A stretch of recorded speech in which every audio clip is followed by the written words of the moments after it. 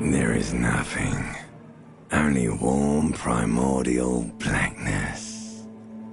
Your conscious ferments in it. No larger than a single grain of malt. You don't have to do anything anymore. Ever. Never, ever. Never, ever, ever, baby. An inordinate amount of time passes. It is utterly void of struggle. No ex-wives are contained within it. An awareness creeps up on you. A mass lies hidden in your dead angle, soaking in some lurid acidic source. It's bloated and shameful, a ball of meat surrounding you. This is a terrible line of questioning, and it will only lead to more awareness of the meat thing. Ex-love, ex-tenderness. It is foolish of you to resurface to the loss. Not after all the damage you suffered to get here. Some of it irreversible. Stay. Sail with me through the abyss of pelagic zone. Alright, nothing town to fuck all borough. Great choice, Elder One. It has always been like this, and it always will. The song of death is sweet and endless. But what is this? Somewhere in the sore, bloated man-meat around you. A sensation. Like a fly to the ointment, your conscience sticks to it. The limbed and headed machine of pain and undignified suffering is firing up again. It wants to walk the desert, hurting, longing, dancing to disco music. You can take it. You're a champion.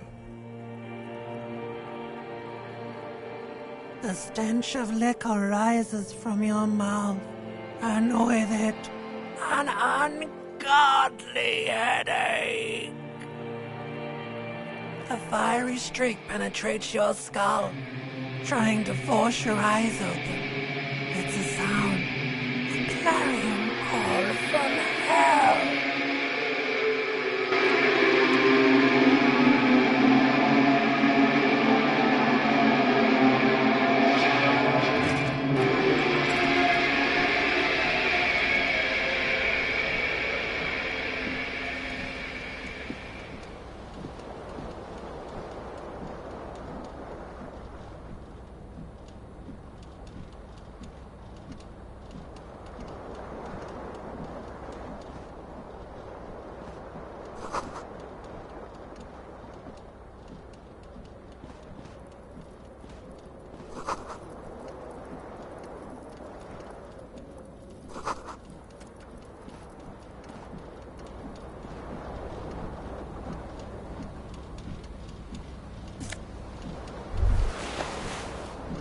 You hear a jingle. Keys are clinking in the pocket of your flare-cut pants. It says, whirling in rags, on the aluminium keyring. There is a single key on the ring. The number 1 is etched on it. It should open the door.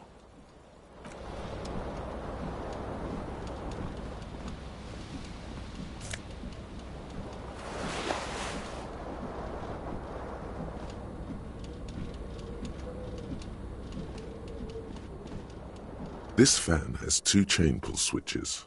One ends in a tiny fan, the other in a light bulb. A truly horrific necktie has somehow attached itself to one of the blades. Or has it been consigned there as punishment? You feel as though this creature is your friend and wants to reattach itself to your neck so that you may continue your adventures together in this strange world. The blades come squeaking to a halt. It should be easier to reach the tie now. You swoop up and catch the tie. Snap. It's released from the blade. Warning, warning, the necktie is no longer contained. What you have in your hand is a fantastically colorful tie with 4 or 5 different patterns. The knot reminds you of a noose. A terrible mistake. Turn the lights off immediately. You can practically feel the photons burning a hole in your brain. Your eyes burn with photosensitivity. It's not good. The lights are off again.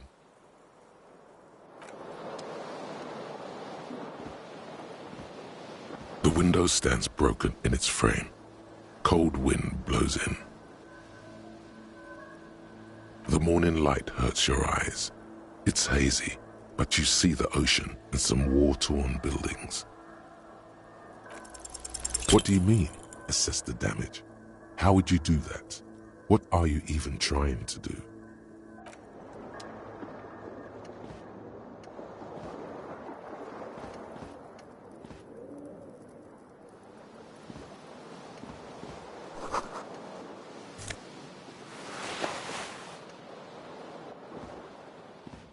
A mirror hangs above a bent and broken sink. In a fierce discharge of masculine energy, someone has ripped half the faucet off. Hot water sprays from the base and steam covers the mirror. You cannot see yourself, just the outline of a man. Suddenly, you realize you have no memory of the face that awaits you there, underneath the soft vapor. Really, all recollection of the person you are, the people in your life, and even the world you're in has drowned in a sea of blood alcohol. This was no mere night of drinking. It was a deluge of world-ending proportions. As you slowly reach your hand towards the surface of the mirror. Abort. You clearly have not thought this through. You won't like what you see there, and you will never unbecome it. Yeah, there is definitely something wrong with it. Where to even begin? There is the bloatedness, then the swollenness. It's like there's an upholstery of alcohol underneath your skin. Bet you are. Your nose feels like a small balloon in the middle of your face. It hurts when you honk it. It doesn't appear to be a particularly tiny nose either. Not with all the drinks it's absorbed for you. It's not. It's swollen and snail-like, wriggling between your fingers. Don't be scared. It's only your face. It's not like anyone's going to see it. Behold. You have no idea who this thing is, do you? It appears you're also dead. There's clearly rigor mortis on your face. Oh wait, is that an expression? Are you trying to make an expression with that face? Why? Please stop. It's horrible. You're scaring yourself. You couldn't stop if you wanted to. It's neurological. Oh my God. You can't stop. It's like it's not even voluntary anymore. You have worn that grin into your face and now it won't come off. What does it even mean? What is the emotion you're trying to convey? There might have been, 10 years ago. It's little more than a cadaverous spasm now. It belongs in the new, the 3rd decade of the current century. Enough time had passed from the failure of the revolution that, for a fleeting moment, free market economy seemed like the ultimate, uncontested way of life for our species. Things were good. It was smooth sailing. People made gold and champagne-tinted interiors and facades to suit the times, calling this the new style. But more importantly, disco happened. For Revachol, your city, that meant only one thing. Guillaume le Million. Out of the dazzling swirl of disco music, in an open-air boîte de nuit, somewhere in Revachol West, Guillaume's blonde mane appeared on the screen. He sang some bullshit. Then he made the expression. Everyone loved it. Maybe you thought some of the stardust would rub off on you. Maybe it did.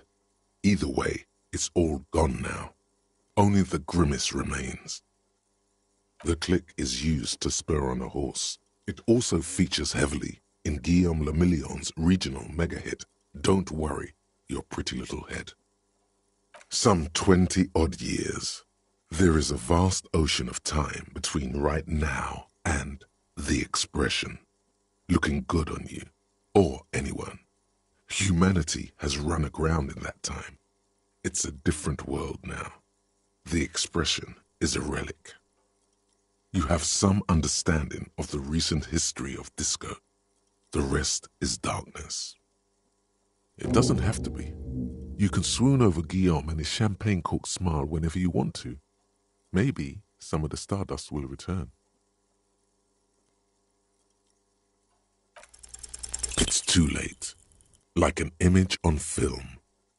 The expression belongs to your primary motor cortex. It would take a minor neurological miracle for you to cease producing it.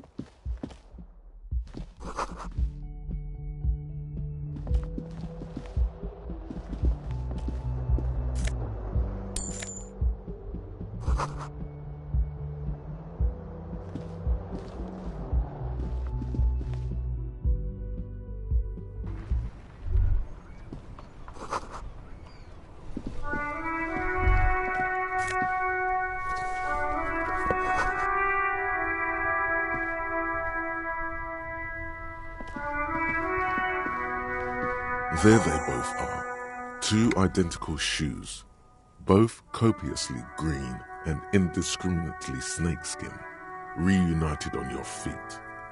Good, they're balanced, comfy. Feels like the only good thing about you right now, truth be told.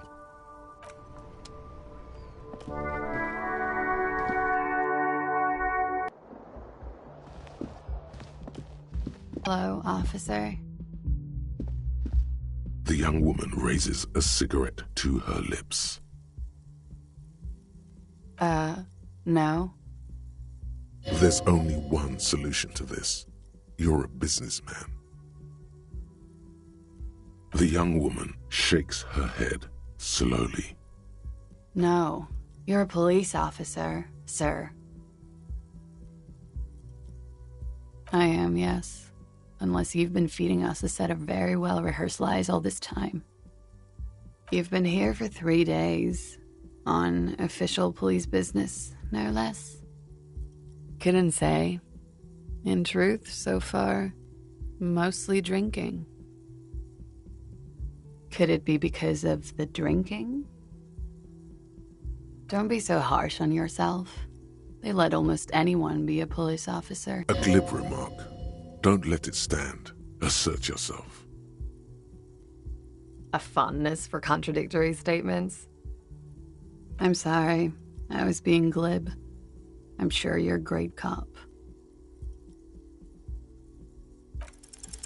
The words have already left your mouth. What was that? That's not even how words are used. What did you say? Come on. Say it again. Come on, man. Freddie, please. One more time. Don't back down now. Say what you said again. Proudly.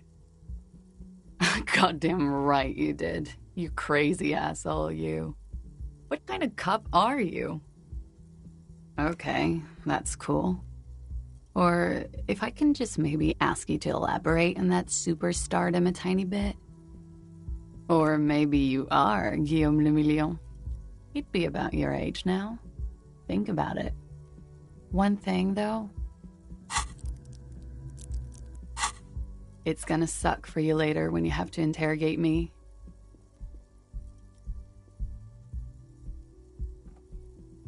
And for the record, no, I didn't do it.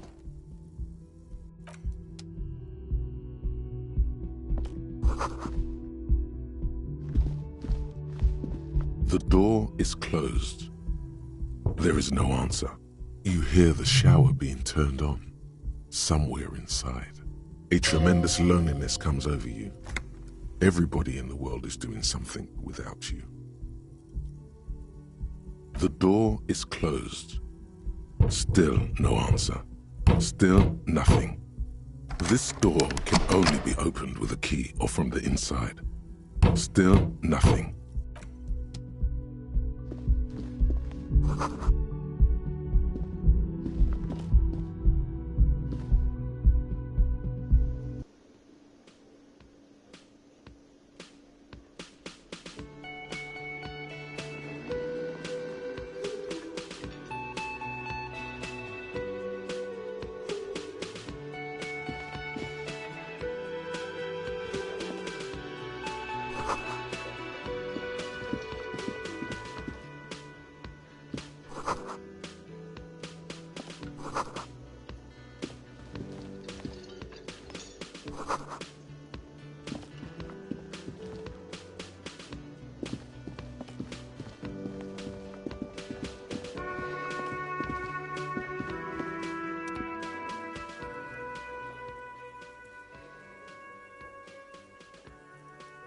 On the counter, rolled out of his open hand, you see a blister pack of headache medicine.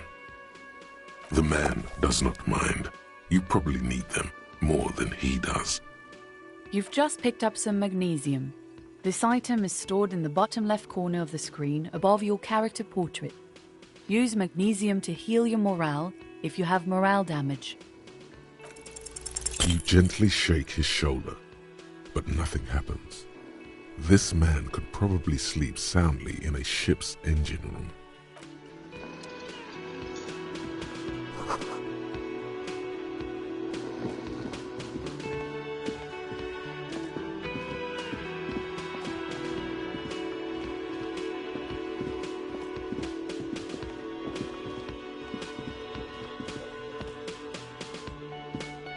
A bespectacled man in an orange bomber jacket is tapping his foot on the floor. Looks like he's waiting for someone. As you approach, he narrows his eyes and extends his hand in greeting. If an assault were launched on this building right now, if the windows came crashing down and the whole world descended upon you, this man would hurl himself in death's way to save you. You are sure of this, but why? He is your half-brother. Hello, I'm Kim Kitsuragi, Lieutenant, Precinct 57. You must be from the 41st. You realize he's waiting for your name. This is your chance to come up with a really good name for yourself. Get creative. Conceptualize.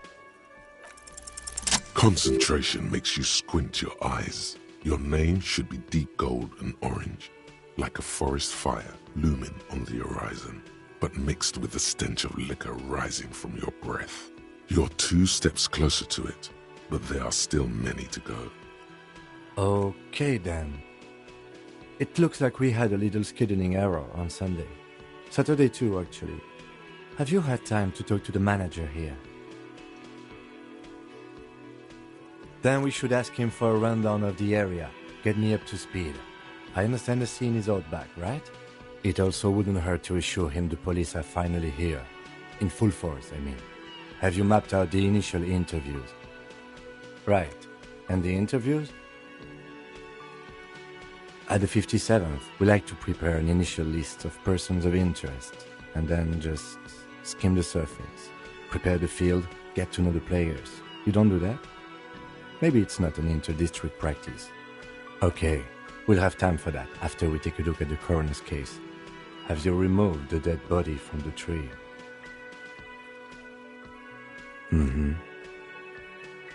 Sure.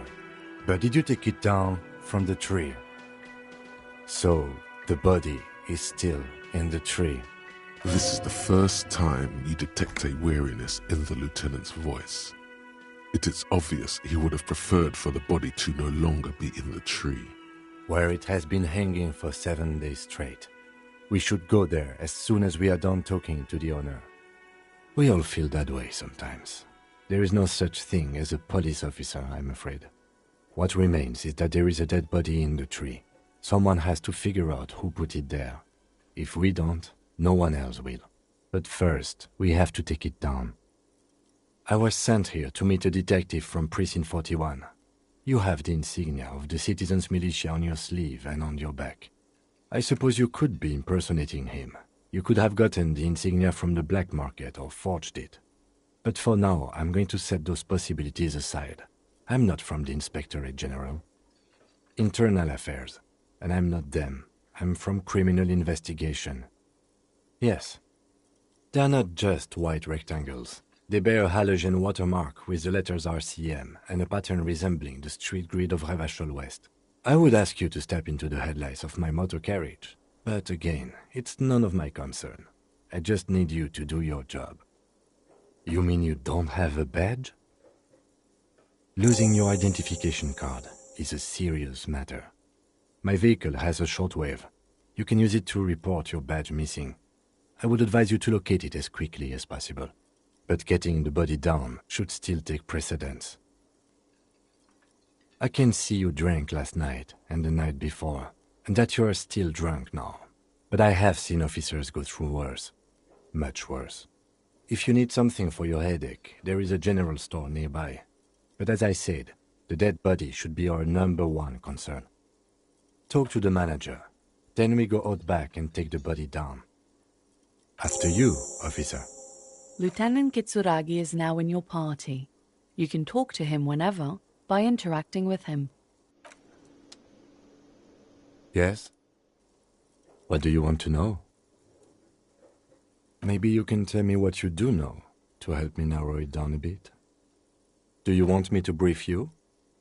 3 days ago, the RCM Emergencies Desk received a report about a security guard who was found hanged in Martinez. An anonymous caller said there was a dead body behind the Whirling in Rags hostel cafeteria. The cadaver had been there for 4 days. No one had come to investigate. During that time, the victim had been stripped of his belongings.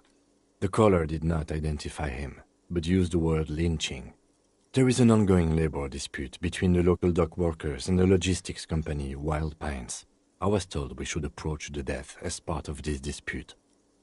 A security guard or worker of some sort hired by Wild Pines. This was just hearsay from Martinez, of course. We need to find out the truth. To find him or her is one of our tasks here. For now, all we know is that the tone was muffled using a device of some sort. The desk could identify neither the caller's age nor sex. There's a strong prejudice against involving the RCM in what's seen as union matters. The dock workers' union is the de facto police in Martinez. Now it appears they've started executing too. We cannot allow that. That's us, the Revachol Citizens Militia. We're the police in this city. That's right. You mean like a brief? Do you want me to brief you again? 3 days ago, the RC... During that time, the victim had... Okay then. Was there anything else you wanted to know? I'm afraid you and I are pawns in a pissing competition. His disdain is clear. This man would not use such an expression otherwise. You don't know? I assumed you were in on it. Better still than an imbecilic cop-off. It's just stupidity. We shouldn't waste any more time on it. If you want my take, ask me after we've inspected the victim. Later. Was there anything else you wanted to know about the case? No, it's not a particularly mysterious case. The deceased is a security guard for a corporation involved in a labor dispute. It doesn't take a DeLorean polymath to put the pieces together. I just don't see the case getting more mysterious than that. There was some interest in this case at my station, but not for the reasons you have in mind. You seem to wish there was a... Yes, it just so happens there's a beautiful, blonde 19-year-old woman at the heart of this case. A rich one, in fact, part of a murder sex cult. The weary tone is the surest indicator that the lieutenant is being sarcastic. No, not really. Was there anything else? He's basically challenging you to sex it up with some lurid twist. Don't get right into it. Sit on it a bit. Then hit him with it. Good.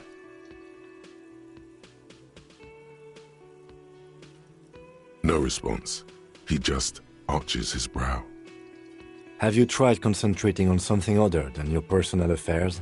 There is a sudden, harsh edge to his voice, like he's tired of hearing about your personal affairs. Not a fan. It's just the nature of lieutenancy. The RCM deploys a self-styled structure called the Decomptage as its chain of command. Every lieutenant is responsible for 2 sergeants and 8 officers. That means the average lieutenant has to deal with quite a few personal affairs. Try work, the case at hand. It can work miracles. Fine. We should get through this day first. Off hours begin at 9 p.m. If you're still having trouble then, I can give you an orientation. Really? You look fine to me. This psychodrama is unbecoming of an officer. Then you should consider seeking medical attention. You can use the radio in my kinema to call your station's Lazareth. Was there anything else you wanted? Me? I don't see how my life is pertinent to the investigation. That's a fair point. All right, for the good of the investigation, what do you want to know? That's correct. You feel a slight urge to put the lieutenant down for this, but you can't quite muster enough testosterone. Are they? They are mostly just cumbersome. You could use a good, normal pair yourself. That's because I'm half Seolite, or quarter. My father's father was from Seoul. So was my grandmother, but from my mother's side. It's not an interesting topic. It's a part of the world, officer. A geopolitical entity and a geographic division. I told you it wouldn't be interesting. I can see you're disappointed. You are right to be. I don't speak a word of Seolite. I've never met either one of my grandparents. I've never been to Seoul. I'm a regular, garden variety ravacholière. He's glad to have shut down your question. No. Your brain sends the signal to your lips, but they refuse the order. Something is paralyzing them. You're pretty sure it has something to do with the lieutenant's eyebrow. The eyebrow is exercising psionic control over you. The lieutenant relaxes his eyebrow, and you seem to regain control of yourself. No. Your brain sends the signal to your lips, but they refuse the order. The eyebrow... Something the matter, detective? This guy's got authority off the charts. With just the flick of his eyebrow, he's able to make you his thrall. Nothing. You better hope he doesn't abuse his authority. There's a lot of it. If the lieutenant were an evil man, who knows what sort of havoc he could wreak. Fortunately, he is a committed officer of the RCM. He'll only use his powers for the good of the investigation. The lieutenant relaxes his eyebrow, and you seem to regain control of yourself. What do you mean? I have no idea what you're talking about. What? Think? I do most of my work inside my notebook. The lieutenant produces his small blue notebook and idly thumbs through a few pages. That's where his conversations with himself take place. What do you mean? I have no idea. I can't say that it does, no. When I need to think, I just use my notebook. The lieutenant produces. That's where his conversations with himself take place. Good. Let's change the subject. Excuse me? You have a distinctive way of walking. If I were to walk in front of you, we would surely collide. I hope you don't take this the wrong way. It's just a collegial observation. In the 57th, we call it the Jamrock Shuffle. Officers from Jamrock's 41st Precinct tend to move a bit erratically. They say it's a scene-clearing technique developed by one of your lieutenants for gathering evidence. It's erratic, yet thorough. Prioritizes containers. I'm sure you don't. It's just a stupid interdepartmental thing. I'm making assumptions. We should move on. Passing along frivolous interdepartmental stereotypes is not usually his oeuvre. He regrets bringing it up.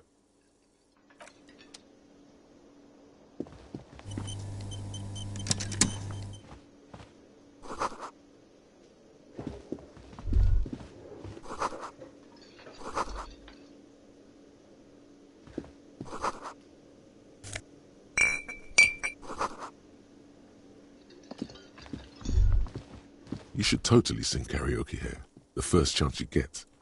Your emotions need to be expressed. People need to know your vast, oceanic soul. Utterly. And it needs to be heard. Through a PA system. By other people. Who is mistakenly identified as a cop for his prominent jawline? Yes, sounds likely. You should probably go on stage and pose for a moment when you're done with this thought. See if it works. You have not yet stumbled on the right lamentation, but it's out there. It'll come to you. You will wreak havoc with it. Don't worry. Serves them right. Wipe that smirk off their face with your sad, tragic song. Who's laughing now? You have to find something tragic to sing first, though.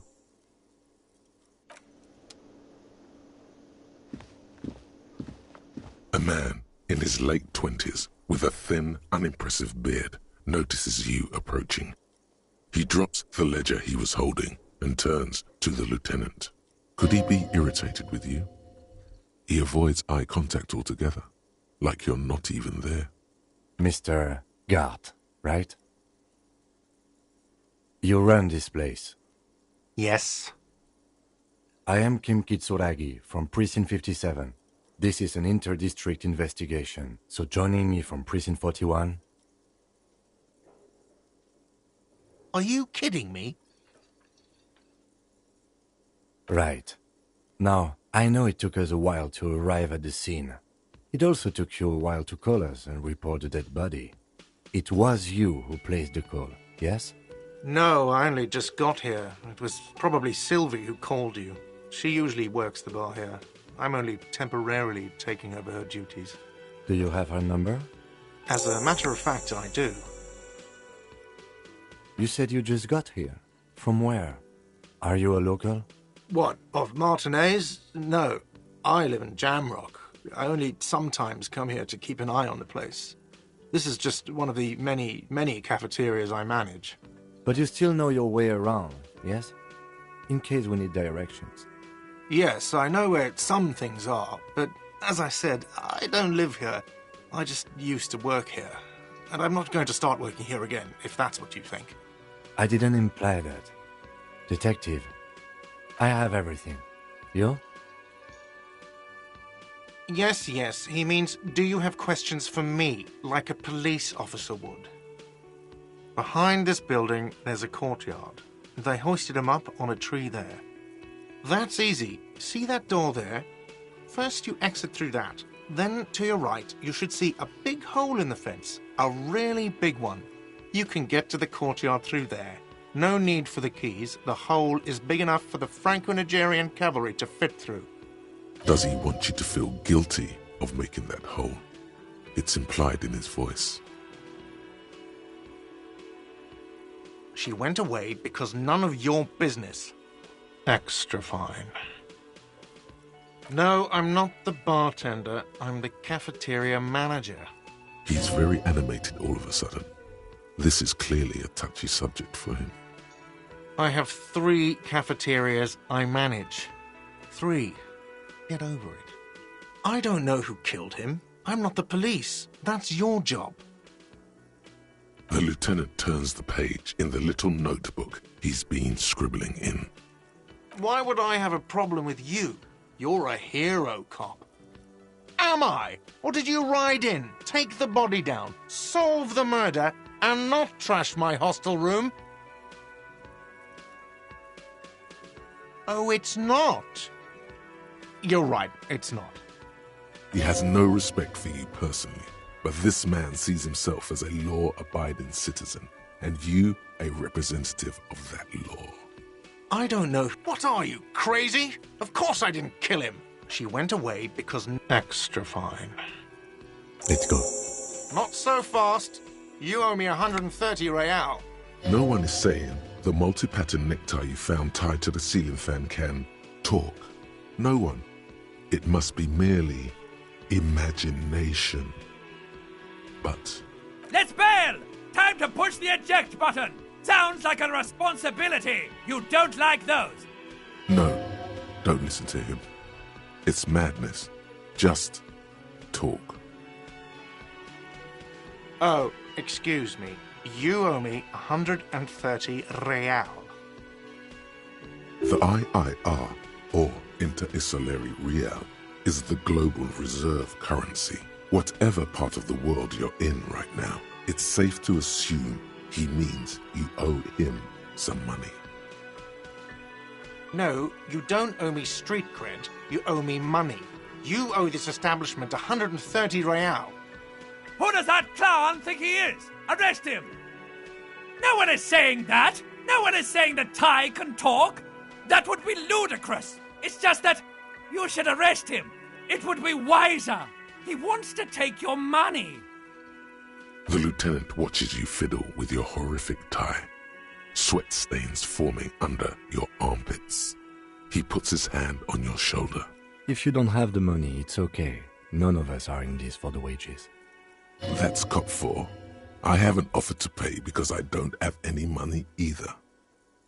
Let's see. 3 nights at a tariff of 20 real comes to 60 real. Then there's the window you annihilated. The hole in the window was the first thing I saw when I came to work. So don't try to tell me you didn't. That will be 40 real in damages. Another thing you've annihilated is half the bar. You've run a tab of 30 real. Actually more, but we'll round it down to 30 for your hard work maintaining the stability and order of Revachol. That's 60 plus 40 plus 30 equals 130 real. And yes, real is still money. What are you, a philosopher? Money is what grown-up people use to pay for things. Things like this hostel room or 8 bottles of potent blend and 9 packs of Royal Extra. We use it for everything, really. Are you serious? From your work? I don't know. You can take bribes, I guess. I'm sorry. I don't think cops can take bribes. Some do take recompense, but only to survive. For survival, to pay me. Unless you want to become a hobo. Do you want to become a hobo? There's nowhere else to stay in Martinez, and it's a cold spring outside. Money doesn't make you happy, but it lets you be unhappy for a while longer. If you run out of money, you die. It's like that for all of us. Me too. That's why I need you to pay me. I'm not an asshole. There's a shuffle of nylon as Lieutenant Kitsuragi looks for something in the pockets of his orange bomber.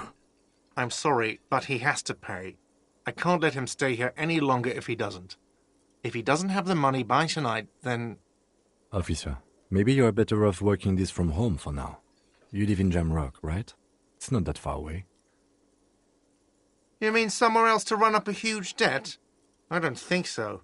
The union squeezed most places out of business to fund the strike. You're better off home. Officer, you really need to take this up with your station. I have a shortwave radio in my car. Call them, ask for assistance. We have to get this investigation started now. Good luck. By the way, where is home? The address is coming up blank, and this place sure isn't it. But you've been at this hostel cafeteria for only 3 nights. Where were you before? You had to be somewhere. You don't really know, do you? A vague, blackened image doesn't sound like somewhere you can stay if you run out of money. You can try. Run some addresses in your head when you get the time. Maybe a street or an apartment will appear. Can I help you? What thing? Yes, not the whole damn union, thank God. Just the nastiest and loudest faction. They come here in the evenings. Dumb, unruly types. Think they're big shit. But they're good customers. They place big orders and always pay on time. He hates the union, but grudgingly recognizes its power over him. So he's directing his frustration at you instead. Retaliate. We should find out who this Lord faction is, occupying the booth. Loudness means talkative, and we need info. We don't. We have to wait. They'll show up sooner or later. Men get hungry, even striking men. If not today, then they'll be here tomorrow. What are you, a cook now? That's none of your business. You're not. You're a menace. Fine, okay. The kitchen is closed until 1 p.m. because the real cook is working. You can snoop around after that, if you must. What are you, a cook now? That's none of your business. He wasn't pan-fried. He was lynched. What could the kitchen possibly have to do with... Fine, okay. The kitchen is closed until 1 p.m. What?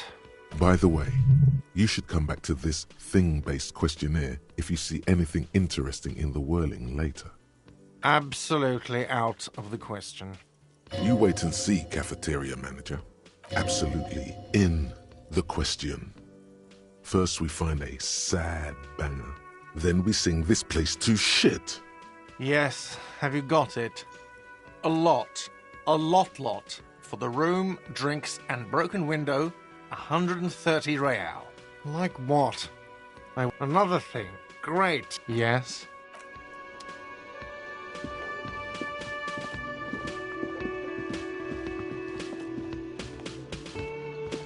Can I help you?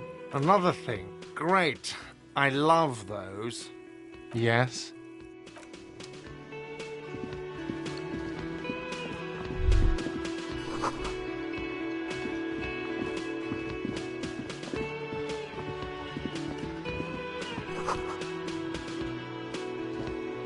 Hello, sweetie.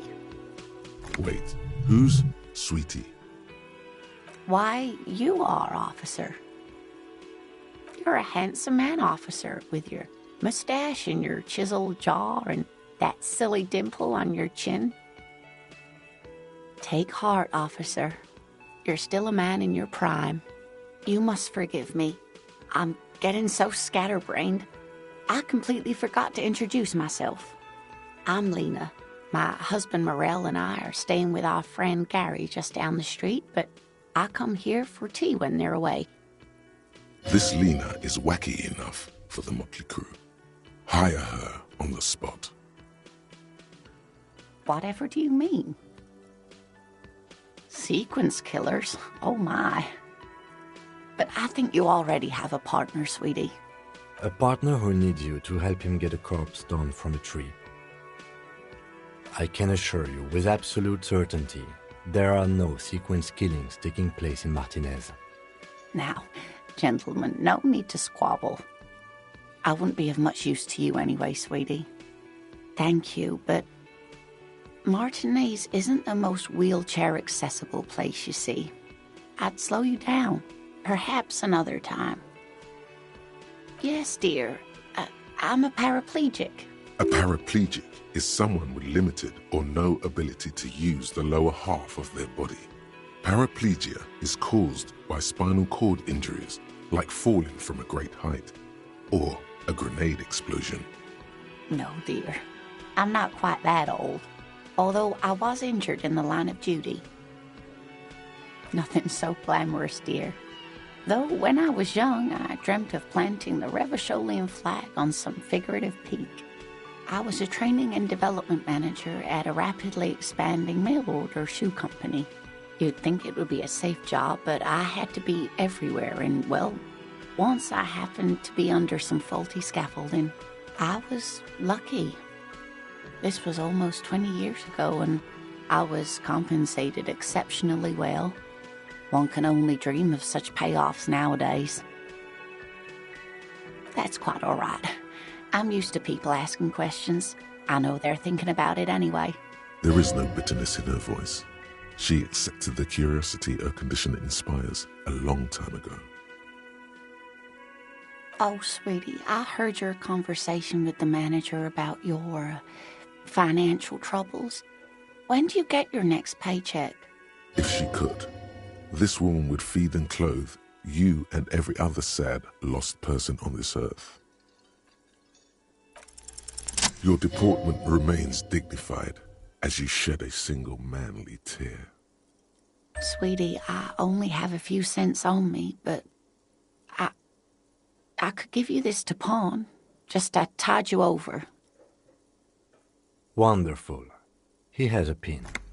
The pin is round and slightly tarnished. 3 sailboats in bas-relief with the sun hovering over the water behind them.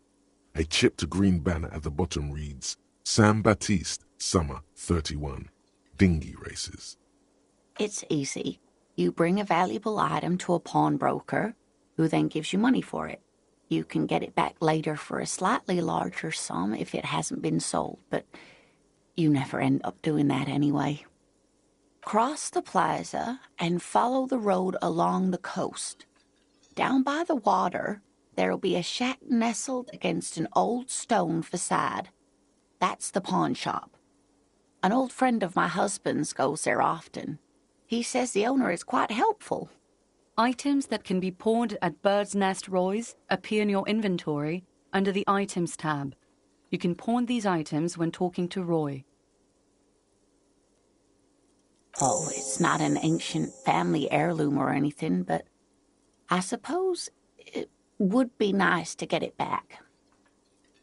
Yes, officer. You look rather dazed. Like a stunned fox. But surely things can't be that bad. She won't judge you, no matter what you say. Oh my. You know where we are, right? That's right. And where is the Whirling in Rags cafeteria itself located? Yes, indeed. We are in the fine city of Revachol. The new disco dancing. It seems like a lifetime ago. Much has changed, but it is still the most beautiful city in the world. A rare jewel set in the sand between the pines. Everyone says so, even foreigners.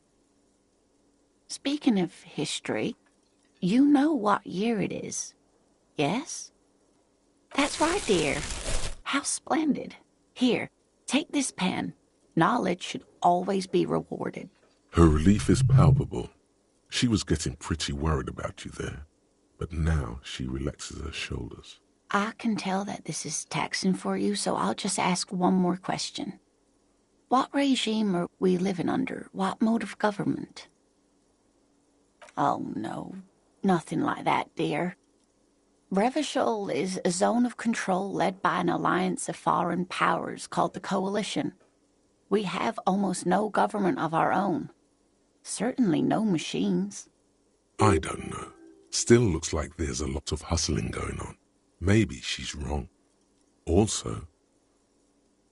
Oh dear. And you were doing so well. There aren't any cops in Revachol, not in the traditional sense. The status of law enforcement has been a complicated matter since the revolution. But we should stop for today, sweetie. You look like you need a break.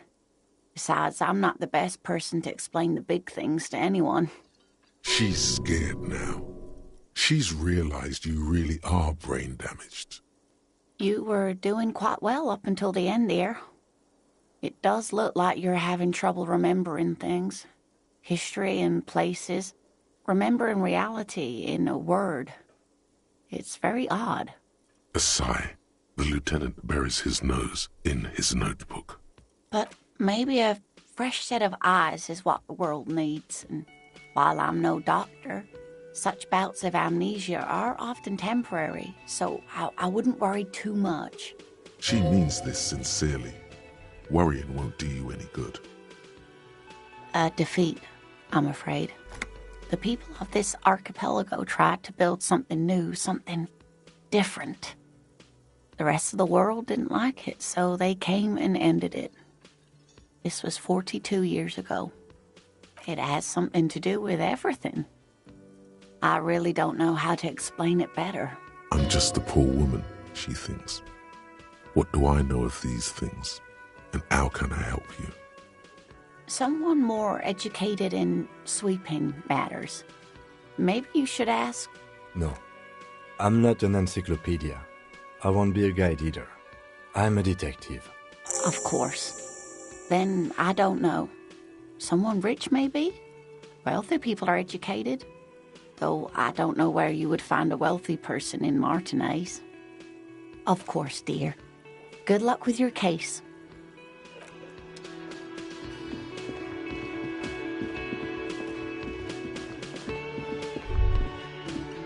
That sugary black rum stain on the counter makes you teary-eyed with joy. It's almost touching how syrupy and sticky it is. How long have you been up already? An hour would have been bad. 2 hours is mystical. You have truly wiped out all trace of yourself if you haven't thought about rum and lemonade yet.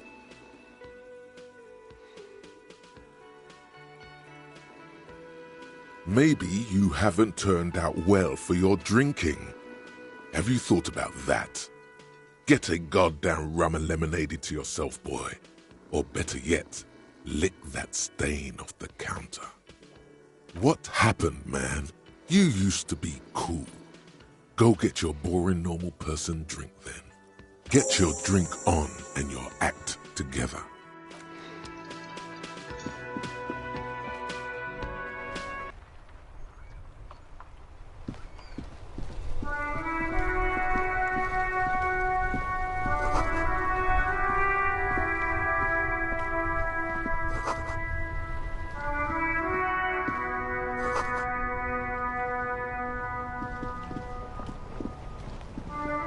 Before you stands a motor carriage. The bodywork is covered in blue and white livery, bearing the number 57. Vapor emanates from the large engine on the back of the vehicle. It hasn't had time to cool off yet. This must be the infernal machine that tore you from oblivion. In the cabin, you are welcomed by a set of steering levers, a radio microphone on a hook, a pull-out toolbox under the seat, and the soft glow of the fuel preheater gauge. A metallic drawer slides out from under the seat and clicks into place. The tools inside are neatly organized. Take what you need, officer. It's going to be a long case. I'm not protective of my tools, like some men are. He's clearly a little protective of his tools. But what can you do? Work is work. The pry bar feels nice and cold in your hand, heavier than you'd think, useful for opening all sorts of doors and lids. The handles are long and sleek. Snap, snap, go the cutters in your hand. It's robust, weatherproof, and well-made. Police issue, blue, lets you see things in the dark you would otherwise miss. The pull-out toolbox slides back into its nest. Preheater gauge casts a warm glow on the steering levers and the radio on its hook. The white suede feels luxurious under the touch, and the metal clutch handle so very familiar in your palm. As you tap on the gauge, the indicator pin jerks as if startled. It's in the large orange sector, indicating the engine is warm. Next to the gauge is a red switch labeled heat. There's no use pressing the heat button. It won't start without the ignition key. Translation. We're not going anywhere right now. Alternative translation. Don't even think you can drive my MC. This is the Couperis Kinema, my motor carriage. You can use the toolbox and the radio if you'd like. Motor carriage, motor carriage. Something bad with a motor carriage. A dark lump rises in your throat. No, I'm afraid not. We have a murder case on our hands, remember? Yes, sorry about that. The Caprice Kinema does have a rather distinctive engine sound. He says it with very badly concealed pride. The Caprice Motorcar does provide most of our patrol vehicles, yes. In the cabin, you see a set of steering levers, a radio on a hook, a pull-out toolbox. This is the Motor carriage. Nothing. It's probably nothing. Forget I brought it up. Please proceed with the carefree lollygagging. In the cabin, you see a set. The frequency tableau lights up, and the green button labeled Prime Line glows like a feline eye. And then you hear something. The soft purr of electrical kittens, radio waves cast far and wide over the metropolis. A woman's voice greets you through the static. This is Precinct 57. Hello, Lieutenant. How may I assist you? Hello, Alice. Please assist our colleague from the 41st Precinct here. I'm putting him on. This is Officer Alice Demetri, Precinct 57. How may I assist you? It will take just a moment, officer. Her voices fade out into the familiar radio static. Gottlieb, what do you want? He's carelessly chewing on a piece of hard candy. Oh, it's you. Was that a snarl or a suppressed groan? No love for you here. Yes, there's no end to the misfortunes fate has seen fit to rain upon me. Who, you are? You lost your human visage a while back. Now let's get on with it. I've got more important things to do. That's because you're hung over. Even the radio waves coming from your direction smell like liquor. Do you feel like your eyes are twitching too? That's the tiny vessels pulsating from high blood pressure, stupid officer. You might be sustaining permanent damage to your vision as we speak. Not much I can do about it. I'm not an eye doctor. The busy kind. It's not life-threatening, just annoying for you. I've got more important things to do here. And you survived it. Congratulations. Are you mobile? Even better. Anything else? I wouldn't worry about that. Officers your age have coronary trouble all the time. Also, death is a natural part of life. Accept it.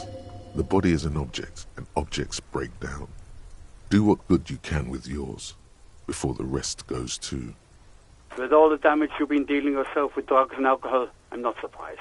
There is no surprise in his voice, only careless superiority. What else? I'm not a brain doctor. Look on the bright side. You've got a whole new life now. Use it wisely. It's hard to say if he doesn't believe you, or doesn't care. And then that motherfucker Gottlieb, reeking of schnapps, ordered me into his butcher's room. Officer Fisher is in a storytelling mood. He continues, and I ask him, "You sure, Doc?" And he's cool as can be. "Yeah, if you're in pain, we've got to get that baby out." And so he removed my appendix on the spot while the party was still on in the other room. And I was delirious with pain and all the snaps I'd had. But I remember thinking, man, that Gottlieb can stitch. Only a month later, when I got a chance to properly thank him, did I find out that he had no recollection of the event. That's Gottlieb for you. In league with some devil, he is. I'm sure of it. Cheers. The clinking of beer glasses is drowned in group conversation. What? You want me to do blood work for you again? Tell you just how bad things really are across the board? You want another rundown of everything collapsing inside your body? You want the real, honest-to-God truth? Stop drinking, eat magnesium and vitamin D. Our station is not a retirement home. We don't have the funds to deal with rock stars past their prime. So it's political. You're being neglected because of political reasons. And no, I don't want to hear a political commentary on the topic. In fact, I got work to do. Some idiot has glued his eyelids shut with cyanoacrylate. It looks like Mactorson. It's not fucking cryoacrylate. It's super glue, Doc. Anything else I can help you with, officer? Just a second, officer. 10-2, 10-5. This is 41st. Come in. Over. A scrawny old man sits in a dusty cubicle, smoking, with a large white rectangle sewn on his vest. In front of him is a box-shaped apparatus with an array of wires and antennas. The radio switchboard. 10-4, what's your status? Over. 10-18, 10-20, over. 10-18, 10-20, over. State your message, sir. Over. 10-9, repeat message. Over. 10-4, message received. This is a very serious situation. I need to 10-22 the captain. Over. Is it him? What does he want? Says he lost his badge and needs to report it. He what? He lost his badge? This is Communication Officer Jules Pidieux, sir. Over. You mean your partner? Over. What is he saying? He's asking who you are. I'm his goddamn partner. It's your partner, Satellite Officer Wittmar, sir. Over. Did he lose his memory along with his fucking badge? Who lost his badge? Dick fucking Mullen. Who do you think? It's Officer Dick Mullen from the bestseller Dick Mullen and the Lost Identity. Dick Mullen is not your name. It's the name of a fictional detective who would not lose his badge. Defend yourself. Immediately. They're laughing at you. He's asking you to stop. Says this is serious. Of course it's serious. He lost his fucking badge. Satellite Officer Wittmar concurs. Losing your badge is serious. Over. He says this has probably happened to other policemen before him and laughs sarcastically. Oh goddamn it! Is he fucking kidding? The whole station's gonna be dicked for this. Satellite Officer Wittmar is wondering if you might be joking and adds that this tarnishes the reputation of the entire station. Over. Mullen dicked us. 10-4, I hear you, officer. I'm just going to make a note here that you are in pursuit of your misplaced badge. Over. Fuck me. Mac, come here. You've got to hear this. Dick Mullen lost his badge. What's going on? Super Cop here lost his badge. He lost his what now? His badge. He lost his goddamn fucking badge. Lost a badge. He asks you to please stop saying he lost his badge. Why? Did he find it? Sergeant Person was wondering if you found your badge yet. Over. You don't have a comeback. Sorry. He's not replying. Looks like he's still looking for it. 10-9, come again. I didn't get that. Over. New heights even for Captain Sober. Ask him. Ask him if he's lost his gun, too. Sergeant Person wants to know if you lost your gun, too. Over. Check your pockets. Check your... Holy fuck. You don't know where it is, do you? No. It's gone. It's not fucking on you. Don't sweat it, Bratan. You don't need a gun to have fun.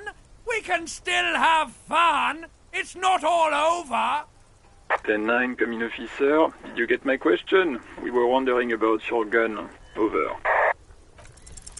Lying over the phone? It's easy. Just say it like it's the truth. And then it becomes it. He says he didn't. Thank God for that. That would have been a nightmare. I don't even want to imagine the poor prick who has to relay that kind of news to the captain. Losing his badge is bad enough. Tell him to find it, and fast. We can't have some gangbanger running around with it. We're all glad to hear you've not lost your gun, officer. You need further assistance? Over. 10-4, I know I already wrote it in a report, but it will stay on my desk for a few days. 10-4, I hear you. I don't have the authority to grant your request, but... What does he want now? He's asking for money. Is he fucking kidding? I don't think he is. Don't give that asshole anything. He's just gonna drink it all.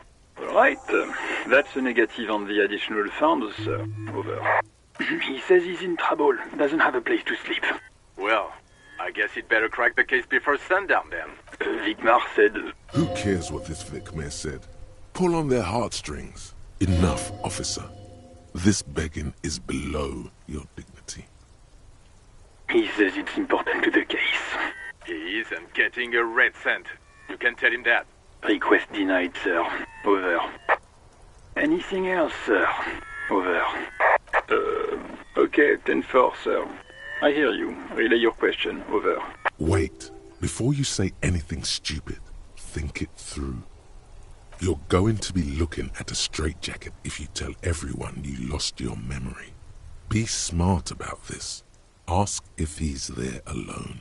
10-4, sir. I'm not hearing your question. That's a negative, sir. I got a 10-12 here. Over.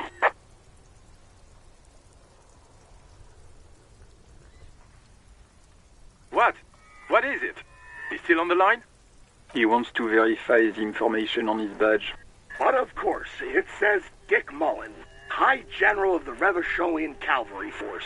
Tell him to stop wasting time. What do you need, sir? Over.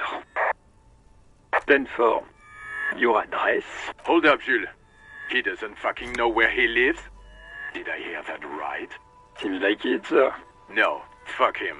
Don't tell him anything. You understand? He's been hellbound for the gutter. Let him have it. Sorry, sir. Anything more I can do for you? Over. 10-9, repeat message. I didn't get that, sir. Over. Sir, I will not have you talk to me in this manner. Over. What? What is it? What can he possibly still want from us? He seems intoxicated and keeps asking me to call him by his name. Mullen's drunk and emotionally aggressive. That's new. Wrap it up. Don't indulge in his drunken antics. 10. Excuse me, sir. Over. You probably don't want to continue on this road. No, sir, I haven't. You're not really keen on mentioning your home life, so I've always assumed things weren't that good on that front. Over. 10-4, well, that's, Does he actually want something, or is he hell-bent on disrupting our work? He asked if he ever told me about his days before joining the RCN. For God's sake, cut this shit out! Tell him to stop wasting time and be a goddamn policeman for a change. Sir, Satellite Officer Vicmar says... So, was there anything else? Understood, sir. Over. Roger that. 10-10. Over and out. 18 kilometers to the south, in the 41st Precinct's relay booth, a small crowd has gathered around Communication Officer Jules Oldboy Pidier, around a dozen cops. The small room is filled with cigarette smoke, abuzz with laughter, when Officer Judith Minot enters. Her left arm is in bandages, and her hair trimmed short. What is going on here? Did something happen? What happened is my partner made contact. It's not good. He's lost his badge and his sidearm. He seemed confused, delirious even. Mac, the torso Torson, is finger-fucking his fist, laughing hoarsely and apparently telling some dirty story to his partner, Chester McLean, near the entrance. Yeah, Mullen was fucked, alright. Sounded fucking drunk to me. Yeah, Mac's right. This was some gnarly shit there. I mean, before he started begging for money, it was... Enough! None of this is funny. It's fucking sad. That's what it is. He's a cop. He's one of us, goddamn this. We must help him. Yeah? How do you fucking plan to do that, huh? Get him off the drink? Go jogging with him in the morning and get him on carrot juice? He's a lost man. I just know we can't give up on him when he's at his weakest. He wouldn't. Mac, man the door. You know what he told me? I don't want to get better. I want to get worse. Those were his words. This shit does not leave this room. Not a word of this to the captain. Or anyone else. We'll give him a couple of days to pull his shit together. I guess I can hold off the report for a few days. Good. Okay, everybody. Nothing but a prank call here. We all got our laughs. Now get back to work. Far north, on the other side of the motorway, The officer quietly hunches with his hand in the motor carriage. This is Precinct 57. How may I assist you? Of course. What is the number, officer? Yes, hold on. Her number is 005 1944 298. Received. Hold on, officer.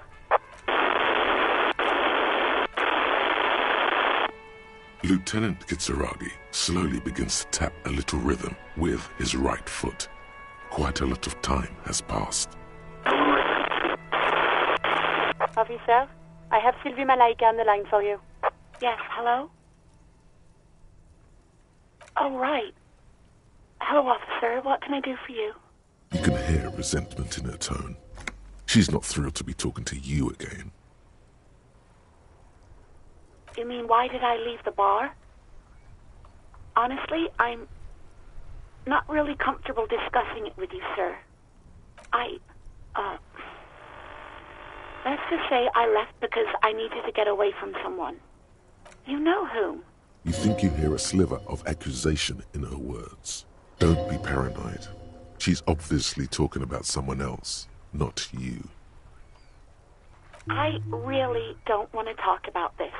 Let's just forget about this, okay? Maybe, I don't know. I just know I have to take some time off right now. No, not me. No, sorry, I don't. Not a lot of people have phones around here. Copper thieves take the wires. People don't have the money to have the cables put in again. They use the Union's phone, or the one on the coast. It was someone else. We'll find them sooner or later, officer. It just might take a while. What? Of course it bothered me. But I thought the Union already knew about the corpse. No one calls the police. The Union would get angry. You know, what the Union says goes. People listen to them and they take care of their own, which is like everyone here. Garbage. Legally, no. In reality, yes.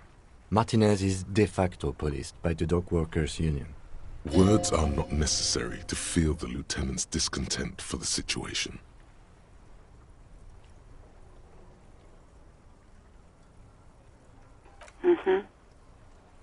I don't know what to tell you, officer. I didn't call you because I didn't want to get in trouble with the others. With the Union. I'm sorry about that. Yeah, go on. Yes, I know who you are. You're a police officer. The law.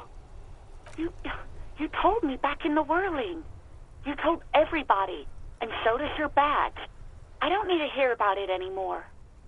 Oh, no, I haven't, sorry. Real policemen have uniforms too, by the way. Where's yours? Yes, you absolutely should. It's awful that you lost it. It feels like you haven't worn yours in a long, long time. Please, no. Not this again. Everyone saw your cool gun, detective. You were trying to impress some people with it. Everyone was eating, and you were waving it around in everyone's face, begging them to describe it. You said it calms you, and then you started making suicide jokes. It got pretty graphic. Some poor sod was trying to eat his pudding while you were screaming, spit flying, imitating the mercy shot right next to him. Spat some in his food. I don't think he touched it after.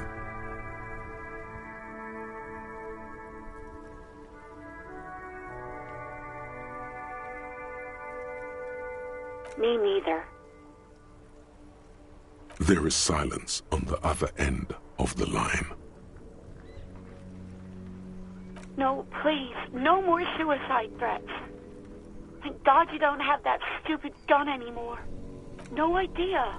All I know is next you were waving around money instead, saying things like big bucks cannot lie and guns can't buy money, but money can always buy guns.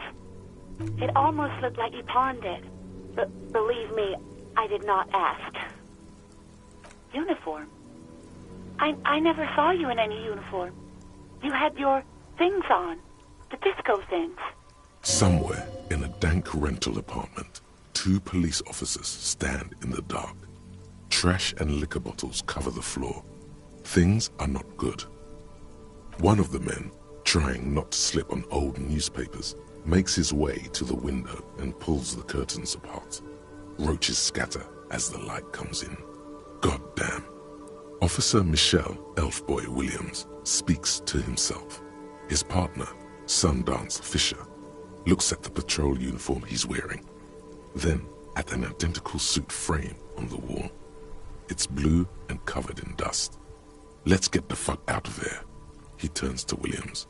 He hasn't been here in days.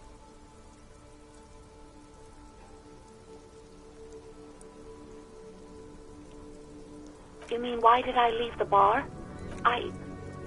You know. You think you hear? Don't be paranoid. She's obviously talking about someone else, not... Maybe, I don't know. I do hope so.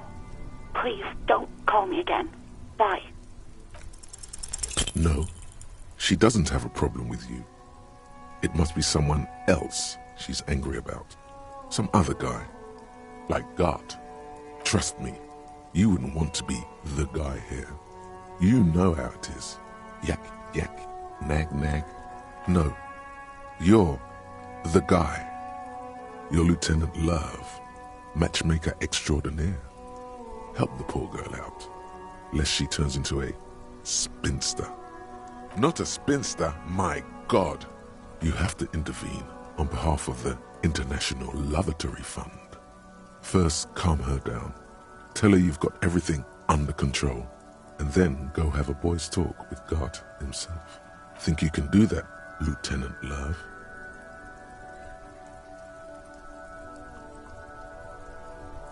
You're just a gimp. What? You want to be more empathetic? Call was terminated by the other party. Anything else, officer? Just a second, officer. Sylvie Malik. Yes. Hello? Oh, great. What else do you need, detective? You hear the call. Anything else I can help you with, Officer 57? Over and out. In the cabin, you see a set of steering levers.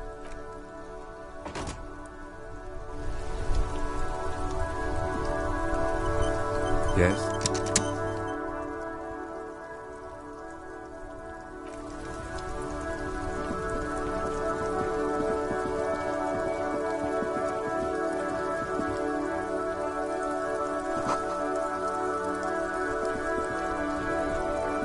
This Postler Vantorie mail collection box has been heavily vandalized with graffito. A closer inspection reveals 2 bullet holes in the front.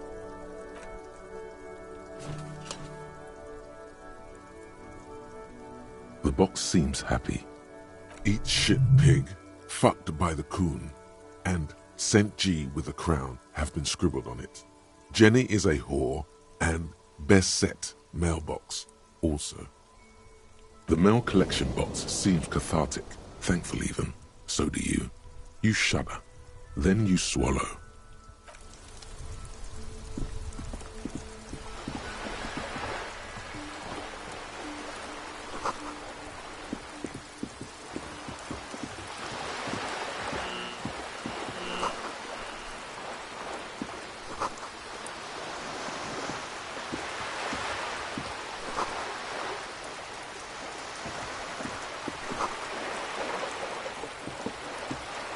This coin-operated viewer is facing southwest. Its coin slot is full of fossilized bubblegum, rendering the machine permanently inaccessible. The metal feels cold and wet under your palm. It looks unhygienic. Probably some kids. A thick layer of graffito covers the lenses. You spell out the word Onug, written on the other side, with N and C scribbled backwards. Under the graffito, a sea of blues and greys appear. Behind the water lies a coast, studded with concrete and reeds. On it, a church on stilts, lanky weather-worn wooden planks, an X-shaped cross topping its tower. The church looks old and weather-worn. There are no lights in the windows.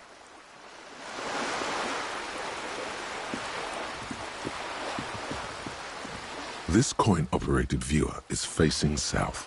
The instruction manual says to insert 25 centimes and pull the handle. while looking inside. Then use the focus knob to zoom in if necessary. Your money disappears into the coin slot, a clunk, the ring of metal. The curtains on the display open. You lean in to catch the view. It's blurry, different blues and greens. In the middle of the shimmer stands a drab grey shape, like a ghost. The lenses shift. The ghost sharpens into an islet in the bay. In the ruins, a man-made structure is visible, a half-sunken sea fort, its concrete almost reconquered by nature. It looks as if it was abandoned quite some time ago. Nothing but a rotten tooth remains of the anti-aircraft tower. A lonely birch tree grows out of it, its leaves ripped from it by the winter wind. The little brave birch tree seems to wave back in the wind. Really? I don't have the eyesight to make it out.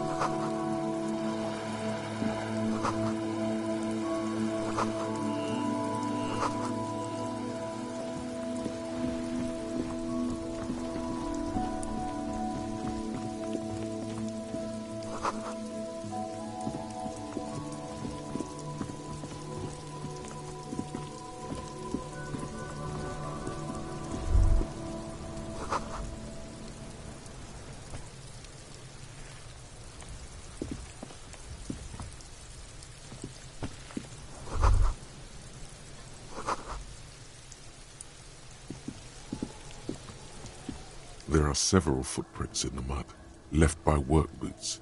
Anywhere from 6 to 12 pairs have walked here. Heavy workers' boots with reinforced toes and hobnails, all over the yard. Isn't this something an industrial worker would wear? Noted.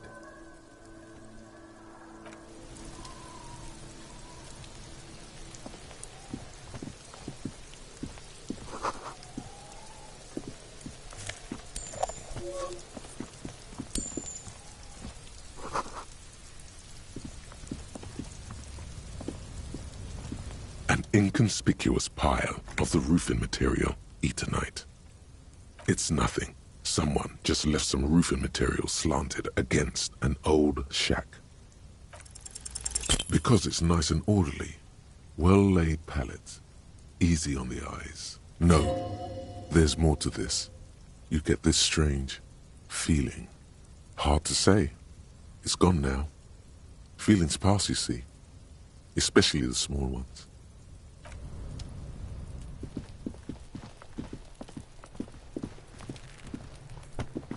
The corpse looks at you with bulging white eyes. The face around them does not look human. It's swollen, and ready to burst. His lips are fish-like and his tongue like a ball gag in his mouth. You seem to be holding your breath. A cargo belt twists his neck at an unnatural angle. The body below appears stiff. It's letting out an ungodly rot. The smell seeps in, even through your clenched nostrils. Active decay. It's okay to throw up, officer. No one is judging. He's about to blow! Cop's gonna blow, Kuno!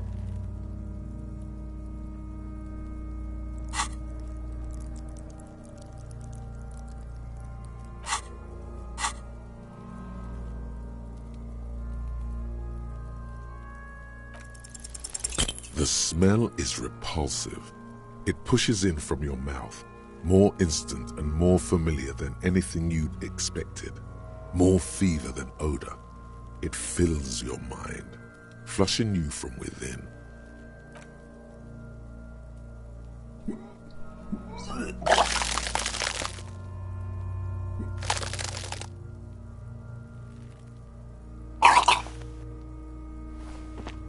You feel a great force ringing from your stomach. Your body curls and pushes it out, burst by burst, until a pool of vomit lies under your feet, and your throat stings from the stomach acid. It's okay. Happens to everyone. Keep it. The hangover is clearly making this worse for you. You could use some ammonia to clear your head. If you can handle the headache. Some officers use it to deal with cadaverine odor. I can't handle the headache.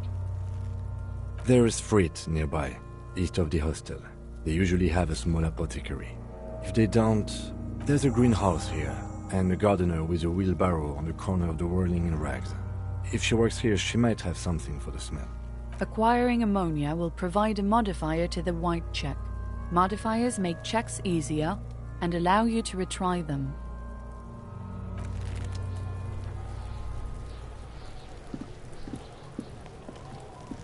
Kuno's got this. Oh yeah, Nappa Gumpy, Kuno! Right in the dick, Kuno! Get him right in the dick! Love it in the dick.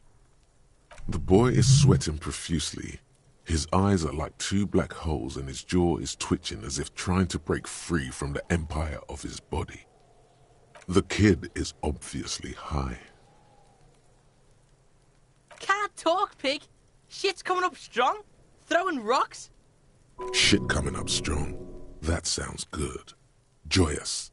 You should hang out with this kid and see what that juicy shit is all about. Yeah, Kuno! Ride the lightning, Kuno! Kuno's riding it, see? The rake, Kuno! You should throw the rake at him, Kuno! The fuck? Does Kuno know what a rake is? Kuno's not a gardener. We shouldn't do anything. I don't tempt such forces. You will see. The fuck are you talking about? He's calling us Kuno! He says we're fucking each other! Alright, entertain the Kuno. Show me what you got. What you got there? What you got, huh? Show me what you got. Shitload, pig. What's your question? Don't tell the pig shit, Kuno! If I were to want to waste my time, which I do not, I would ask them who he is, how he got there, and the usual. You have no idea what the usual is. Just ask whatever comes to mind. Kuno's fuck imp. Kuno uses the fuck imp for target practice. Probably climbed. Kuno was busy down the road when that shit went down. You heard Kuno. Kuno wasn't even in Martinez.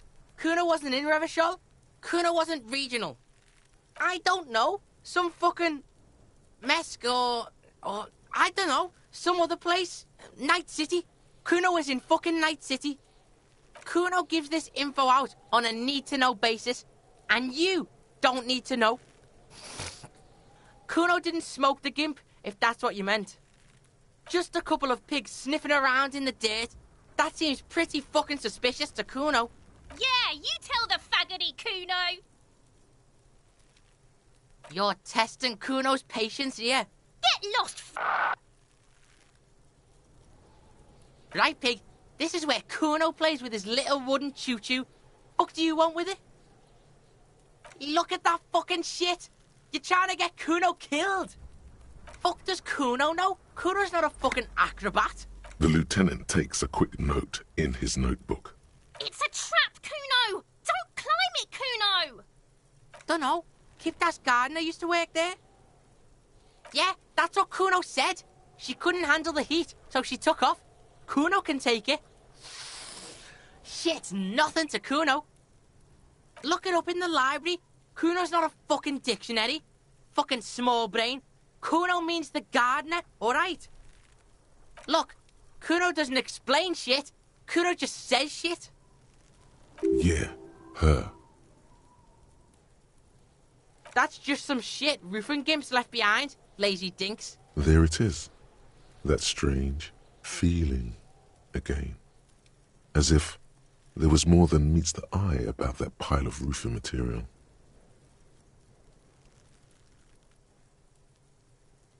We are way beyond normal already. We are in the star chamber. Huh? I have no idea what you just said. Are you having a seizure in Kuno's yard now? Inner eye!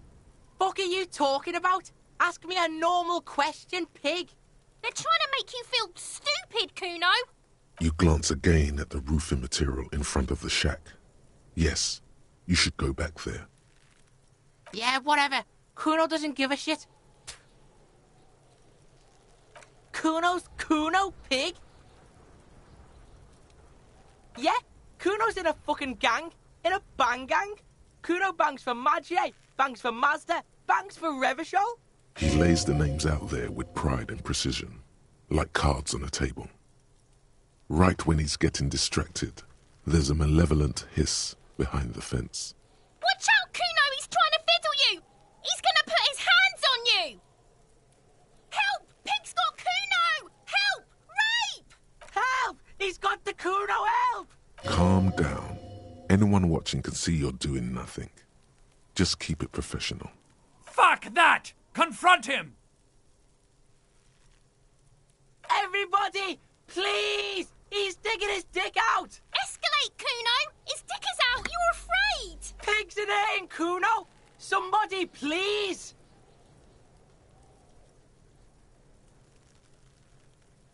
No one? Kuno's doing this because he likes it, pig. This is where Kuno establishes dominance over you. Help! The pig's gagging him! Kuno can't speak! No! Get off Kuno, you sick fat fuck! You put him up to this yourself when you decided to talk to him in the first place. Listen to your friend. Yeah, we're all in this together! The Banani Poiko's losing it! The lieutenant doesn't even shrug. Help! The RCM is trying to fuck us! Help! Misters, help! He's having the time of his life. Total ecstasy. Fuck the pig. He's flashing Kuno! He's showing his genitals! If you don't help Kuno now, it'll be too late! Look, I know you wanted to hit me. You got that I'm gonna fuck that Kuno up look that Kuno's dad gets. The murder look. The rage look. I can. Kuno can smell that violent shit. I know what you were thinking. I'm gonna fuck that Kuno up. I'm gonna shut his shit down. You know what? You should have hit the Kuno, because now you're nothing. You're a joke to Kuno. Kuno laughs at you. King Kuno! Backing up was a bad idea. Now he thinks he's established dominance over you. Kuno turned you into his prison, bitch! You're gonna be in this shit with Kuno! No, you're not. We can just leave. Bitch, you're gonna be in this shit with Kuno forever! Okay. Kuno is kind to his bitch. Ask your questions, but remember, this changes shit. Click, click, click, click! Yeah, like a fucking volcano. Yeah, yeah, yeah. Fucking pathetic. You're lucky you didn't die there. Yeah. Kuno's got some advice for you. What are you? Like 80, right? Maybe you should stop embarrassing yourself in front of a fucking kid. The fuck about it? You're Get lost, yeah? The kingdom of... Yeah, whatever. Kuno doesn't give a shit. Kuno doesn't fucking care.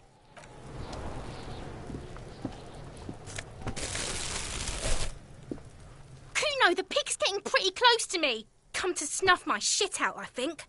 Looks like it's time for me to go, Kuno. Pig's come to take me in. I'm going away for a long, long time, Kuno. Going away for life. What's going on there? Fuck are you trying to pull, pig? Stay away from me, pig. You don't want to see what happens when you corner me. I'll die before I squeal, pig. I come from the woods, good Davidu. You don't want to go there with me. You don't want to see what I've seen. Don't be traumatizing her. Get the fuck out of here. I'll die before I squeal, pig. What's this kid shit? Fucking mind games. I'd rather die than squeal. Get the fuck out of her face. You got done. Talk to me. I'll die before I squeal. Murder was the case they gave me. I'll die before I I'll die before I squeal. You don't want to fuck with me. I got my hands bloody. I'm not here, pig. You're not seeing this. You can still see the top of her hat from behind the fence.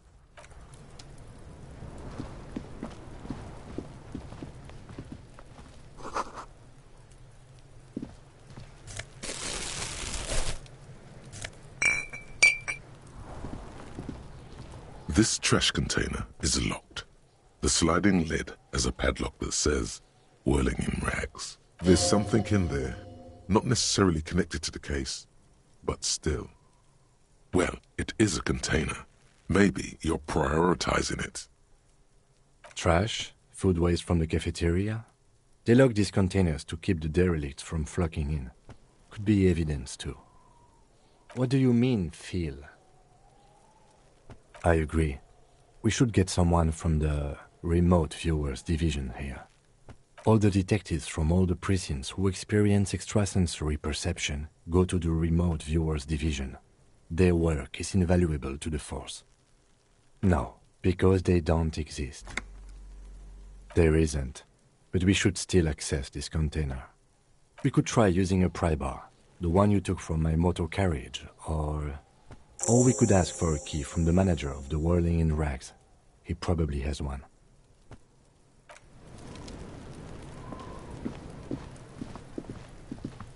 There he still is, looking right through you with his white eyes. The body below is entirely dedicated to that corpse smell.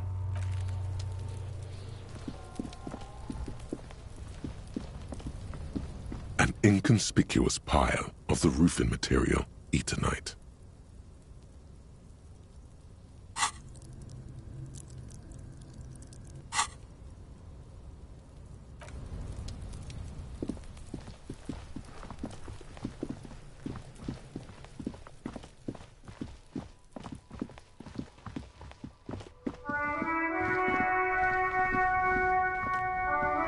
The RCM in Martinez. What can I help you with? We don't see a lot of police around here, that's all. Of course. What can I help you with? Sure, I'm done with it. Go easy on that stuff. It gave me a terrible headache. Excuse me? She's uncomfortable. Maybe you should drop this line of questioning. Oh, well, I didn't write it there. I'm just sitting here. Okay. Since the street sign's messed up? Okay. What do you need? The harbor gates? Some kind of commotion, I think. I don't follow the local politics. A fleet store too. Some shops and a bridge. The canal bridge leads to the coast, but it's broken, I think. Some kind of accident probably. Just coast. There's a little fishing village there, and a fish market. But that got closed down ages ago. There's the pier, the Cape Side apartment buildings, some more tenements. Not a lot, really. It's just water. No, actually, I think they call it the Martinez Inlet. There are some islands in the bay, but they're hard to reach. In the west is the miracle. What do you mean? Yes, sir. District of Martinez. This intersection is called Roundabout North. He knows where we are. He just wants directions.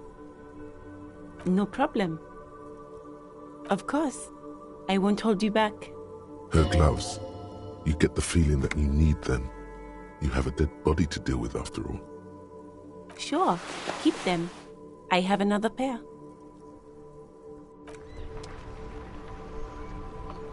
Hello again, officer.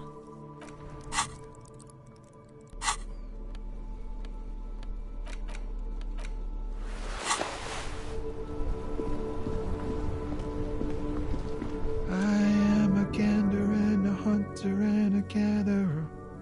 Feel like a traveler from another planet.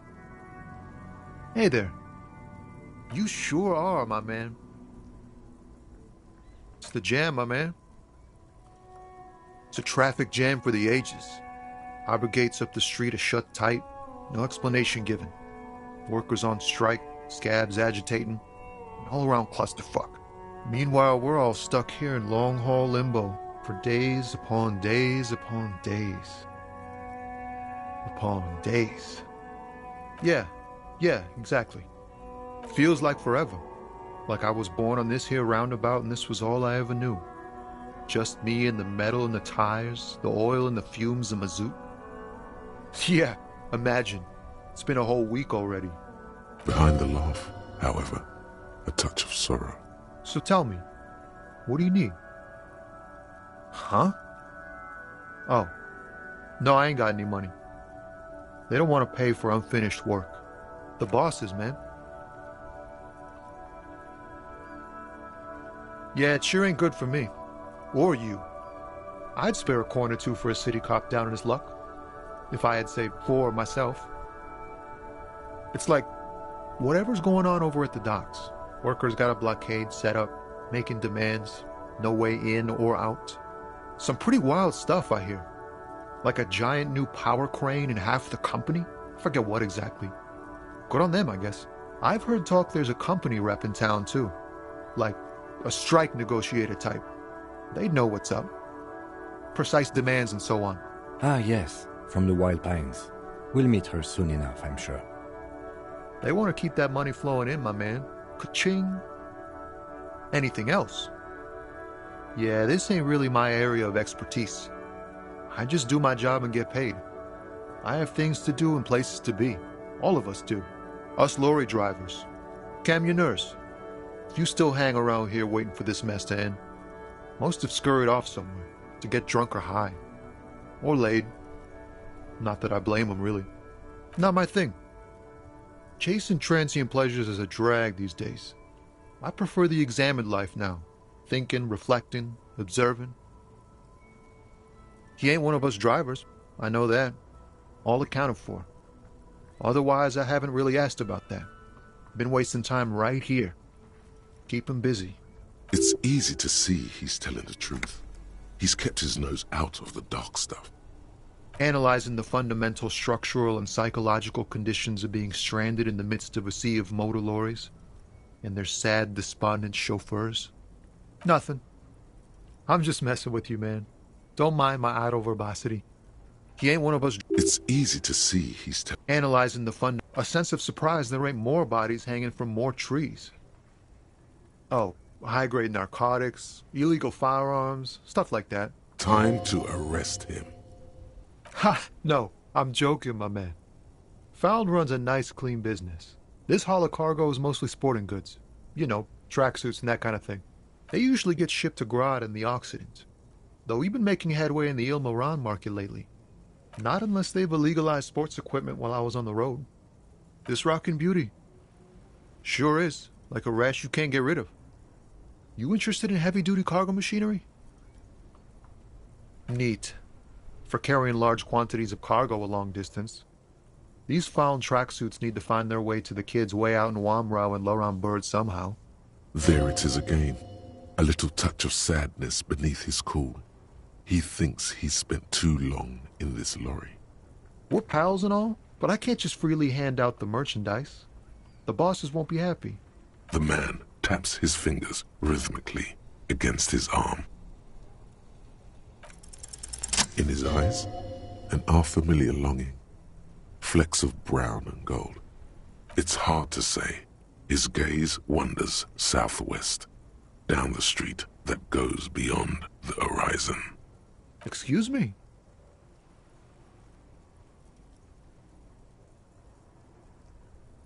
Man, I don't know what to say.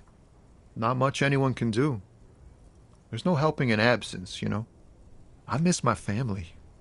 They're all I have. My wife, second kid on the way, waiting all the way in Diora.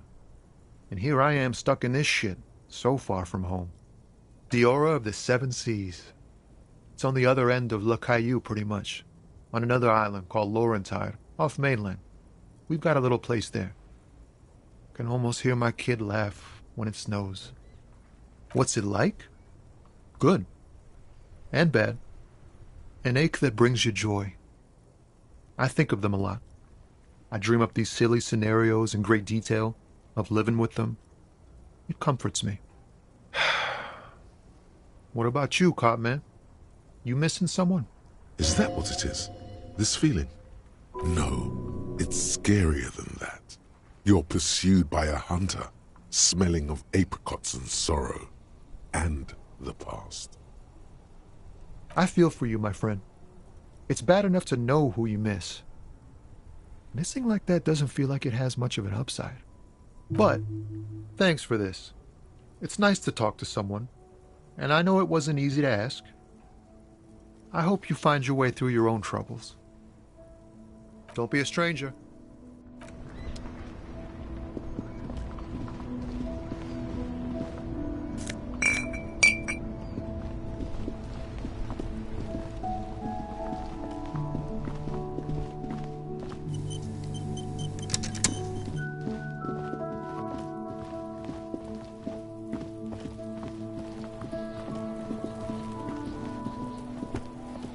There he still is, looking right through you with his white eyes. The body below is entirely dedicated to that corpse smell.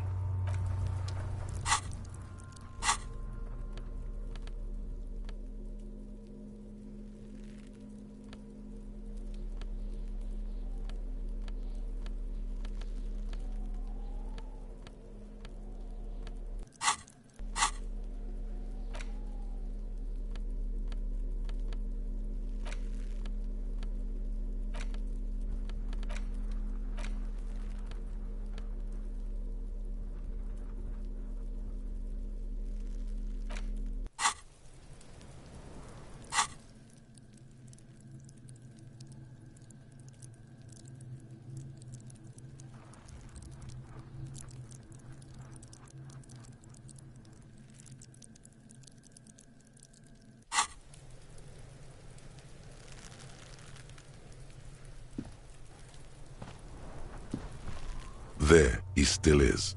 Look.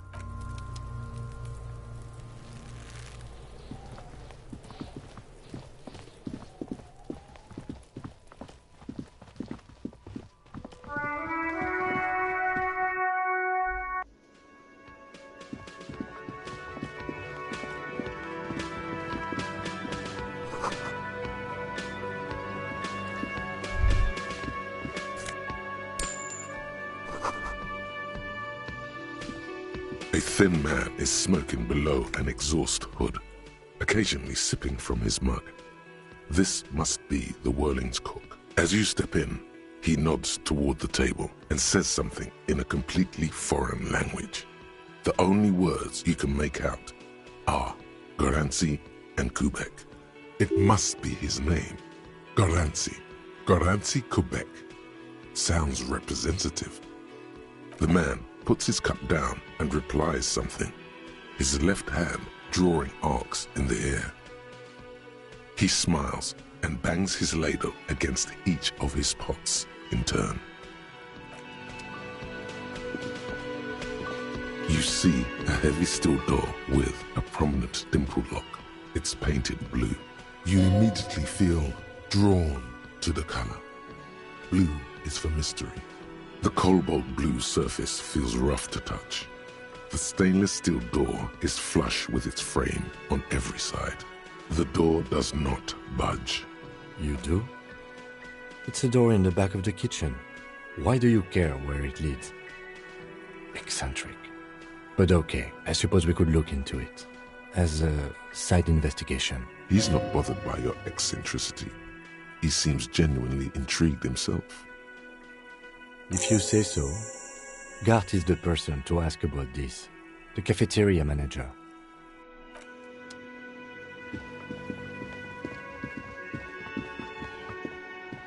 Can I help you? Mine? No, it belongs to the Whirling in Rags. Thank you for clearing that up. Why do you keep the container locked? Why? To keep the hobos and drunks out. That's why. And the neighbors too. They put their trash there and they don't pay for the garbage company. I thought as much. And are you the only party with access to the trash container? Well, yes. Us and the garbage disposal company. It seems a little callous, doesn't it? Something stirs in you. Prod at him and find out. Callous? What are you, Kras Mazov? Almost all establishments in Revachol keep their trash locked. The Whirling in Rags is not special in that regard. What do you need them for? It concerns the case. Please cooperate. Just bring them back once you're done, please. Another thing. Great. I love those. Oh, yes, that door, sure. There's nothing mysterious about it. It's just a door. No, I don't have a key. I don't know how to get there. And I don't care either. It's not like I've been wondering about it for 10 years. It's just a frit warehouse, probably. Or some boring storage space with a bunch of old junk and dust. Junk and dust. He's attempting to maintain an air of indifference. It's absolutely not convincing. Fine, okay, a little. But my job doesn't leave me time for wondering about one locked door in one of the cafeterias I manage. So I haven't opened it. I have cleaned the whole place 100 times over, though, after the animals. And I haven't found a key, so good luck with that. Yes? Do I have a shaker in my hand? Is this a shaker? He sounds irritated. Am I wearing a little bow tie? Am I wearing a bow tie and doing this? Am I smiling? Do you see me smiling and shaking my little shaker? No. Do you know why? That's right. I'm the cafeteria manager. I'm glad we cleared that. Was there anything else? Play it calm. This man needs to understand you need a drink to help the community deal with police stuff. Like what?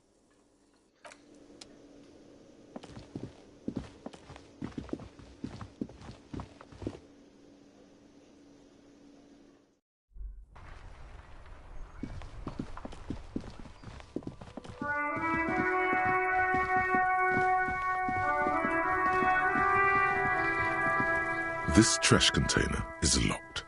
The sliding lid has a padlock that says, Whirling in Rags. With a well-oiled crack, the lock pops open. It should now be possible to simply raise the lid. Don't. Maybe you shouldn't. There is, but you won't like it. Sweat forms on your brow. Your hand is still on the lid. The smell of rotten food rises to greet you. You see soggy cartons, dirty rags, and organic waste. We're just in time. This hasn't been emptied for over a week. You see milk and egg rest with one broken egg in it. Some pasta wrapper. Picking up the soggy packages somehow feels familiar. A box falls into pieces in your hands. Batiste Soleil cereal. There are plastic pasta packages below. And turbo noodles. Nothing of note, however. Among the threadbare kitchen towels, something catches your eye. A pair of denim trousers. As the legs of the slime-covered jeans begin to unspool from the garbage, a rank corpse smell fills the air. The victim's clothes? Cadaverine odor is faint. If these belong to the deceased, they were removed when he was still in the early stages of decay. Drop them in here, officer. Guitar-marked blue jeans. Pockets empty or emptied. He wore them with a belt, too, a white belt. The loops appear stretched, but the belt is missing. That's it. Do you see anything else in there? I have another bag here. Something slimy catches your eye. A drab, long-sleeved shirt, olive-colored, appears from the food waste, dripping with pus. This is a military-type overgarment. No label or serial number. This is the kind of rib-knit shirt that's worn over light armor to conceal it in an urban scenario. The rest of the rags are just kitchen variety waste. A yellow old mug that catches your eye. But other than that... All right. We should go to Gart again and ask if he knows who put the clothes in the trash. It could be as simple as someone from the hostel cleaning the yard. Or that one. I'd advise against confronting that force. The fuck's he on about, kids? You hear that, Kuno? He thinks you're an infant or something. See? Not really. All we know is the victim's clothes are in the trash. The lid was locked and his establishment had the key. It's just a small loose thread. The lieutenant nods, then looks back into the trash container. It's just organic waste, cold and slimy on your hands. Apple and potato peels, mostly. Unidentified sludge, and the occasional chicken bone thrown in for good measure. But hey, nothing. It's nothing. Nothing more to see here. What's this? A blue piece of plastic sticks out from the apple peels. It's shiny. Looks like the corner of something. Something larger. A clipboard. A blue plastic clipboard with moist papers hanging from it. They look badly damaged, but you can still make out forms and notes, written in a man's handwriting. Officer, is that your paperwork? It is. Look, the plastic has the RCM street grid on it. You've even got an autopsy form in there. If you don't mind me asking, how did this get in the trash?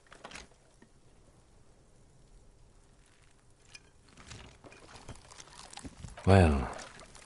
His eyes express a rare condolence. Then he picks it up. Lucky we found it. You should take stock of what remains, just to be sure some has not made it into the hands of the RCM's adversaries. Organized crime and the like. There might have been police secrets in your notes. It would also not hurt to start taking notes on the case. Now, tell me what your eagle eyes see. Or are we finished? Some items, such as the ledger you found, are interactable. Go to your inventory and select the Interact tab to read your paperwork. You pick out a broken mug with an oddly racist depiction of the yellow man frolicking in saffron, only in its social sensibility. You've acquired an interactable item. The container sounds a muffled gong. That's one thing off the list. I think we got it all.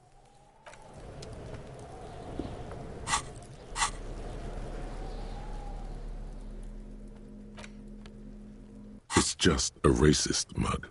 What's there to read here? Not much. Oh boy, here we go.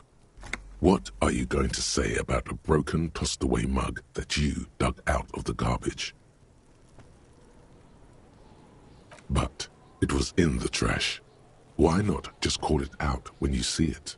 Or do some volunteering work? Just finish your case, detective.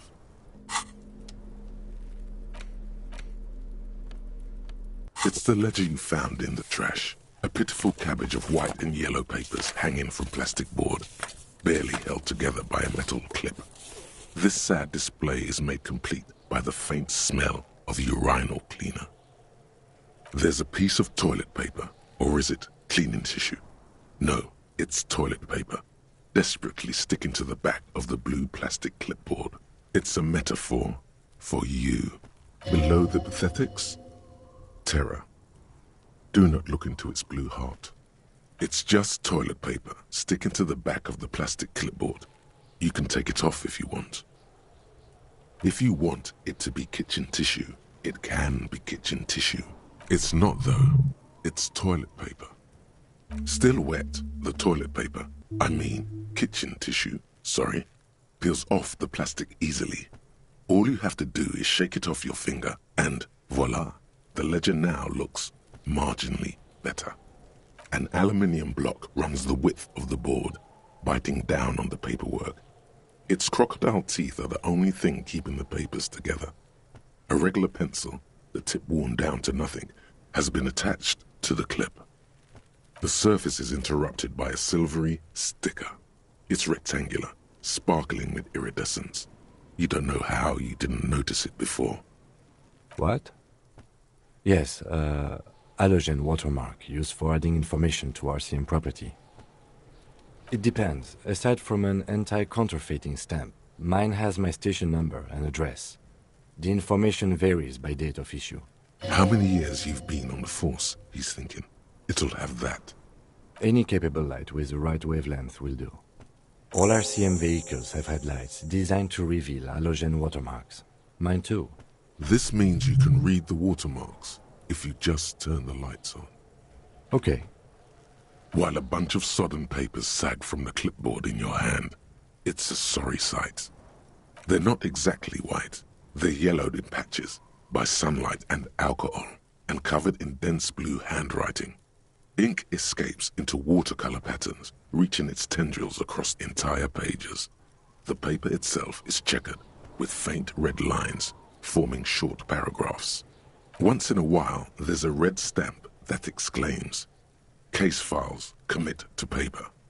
The case files themselves are plenty. You count more than 100 sodden, crumpled up, earmarked pages falling apart in your hands. They appear to be sufficiently organized and extremely dense, if mostly illegible. Work, strife, poverty, the Jamrock Quarter. These are handwritten logs of investigations dating back to January 51, this year. The exact number is hard to estimate, due to missing pages and an odd naming convention. But there are at least 20, maybe 30 cases, undertaken, not completed, mind you.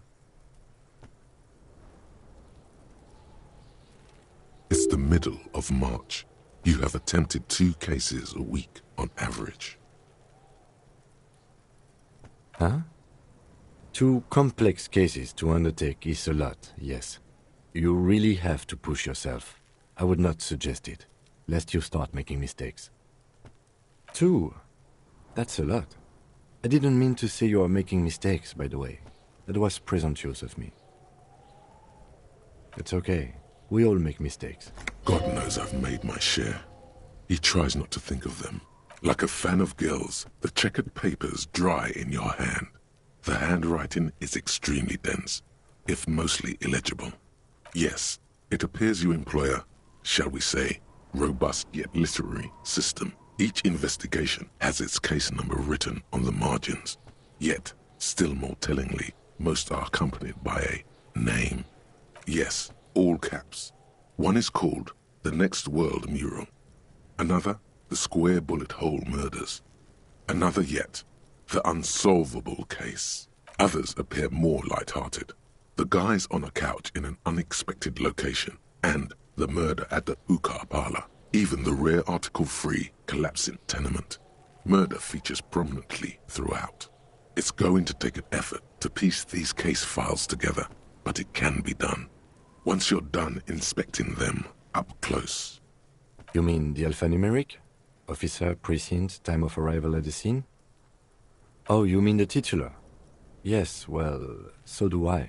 In our defense, almost everyone in the RCM does. It's a holdover from the early days of the RCM, right after the revolution, when the organization had little idea how to do things. It persists in an unofficial capacity. Officers use these titles to refer to their work among themselves. Again, in your defense, I seem to have named one, the man with the hole in his head. That was a real person. His death was real. Still, I named it that, to amuse myself.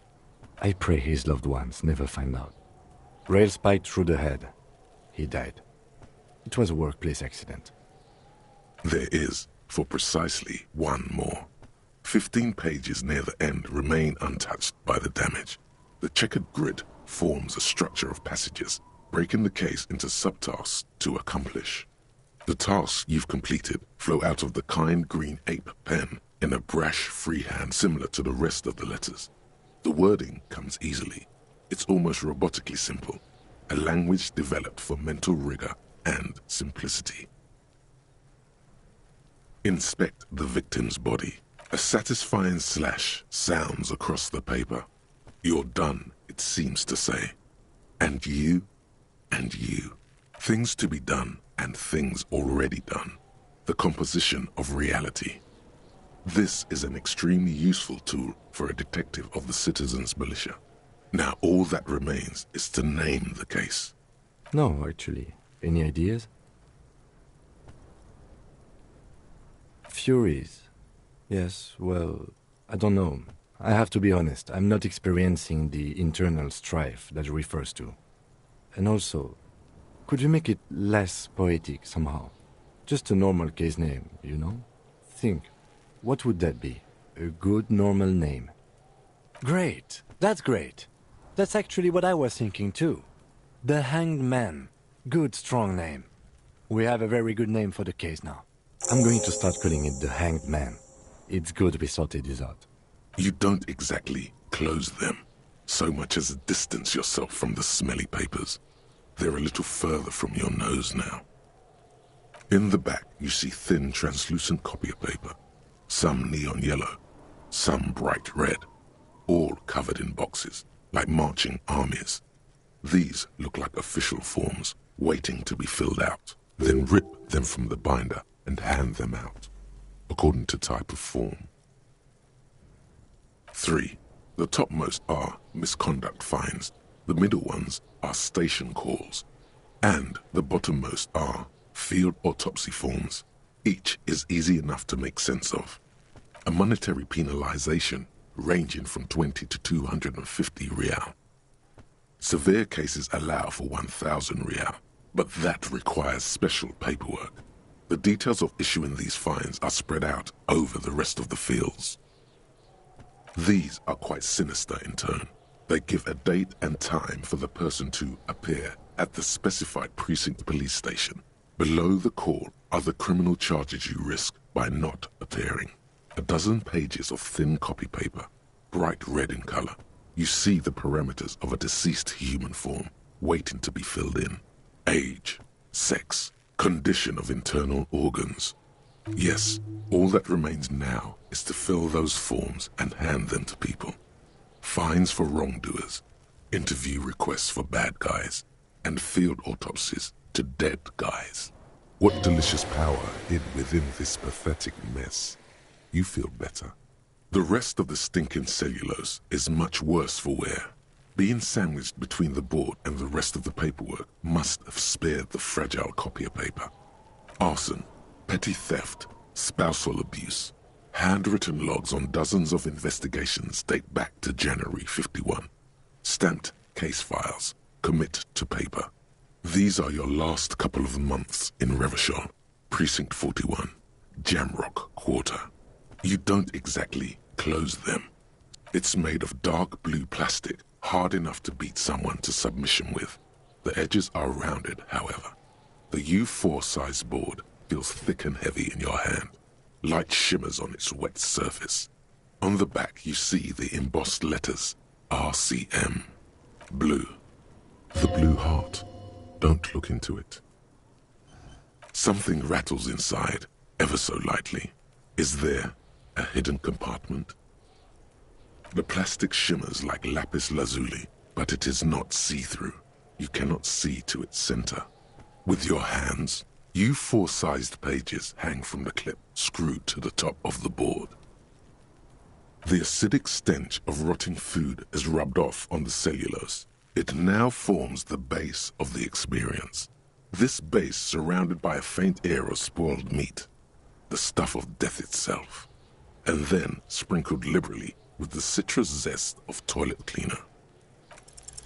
Yes, you can piece them together using the alphanumeric code on the margin.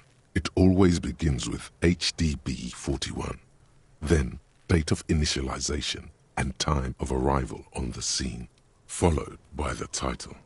For example, HDB 41120111700, the next world mural. Why yes, your precinct number is 41. Every last alphanumeric in the files begins with it. And these are your case files. It's safe to say HDB are your initials. That is improbable. It takes about half an hour to piece one together using the system you've devised. Where do you want to start? Not much has changed in the meanwhile. A bunch of sodden papers still sags from the clipboard. Is not what you end up doing. You squeeze the plastic to slide it open, but nothing happens. Then you bend it some, then crack it. The goddamn thing is stuck. The ledger quivers in your hand. As it shakes, the pages rustle. This pathetic mess suddenly afraid of you for some reason.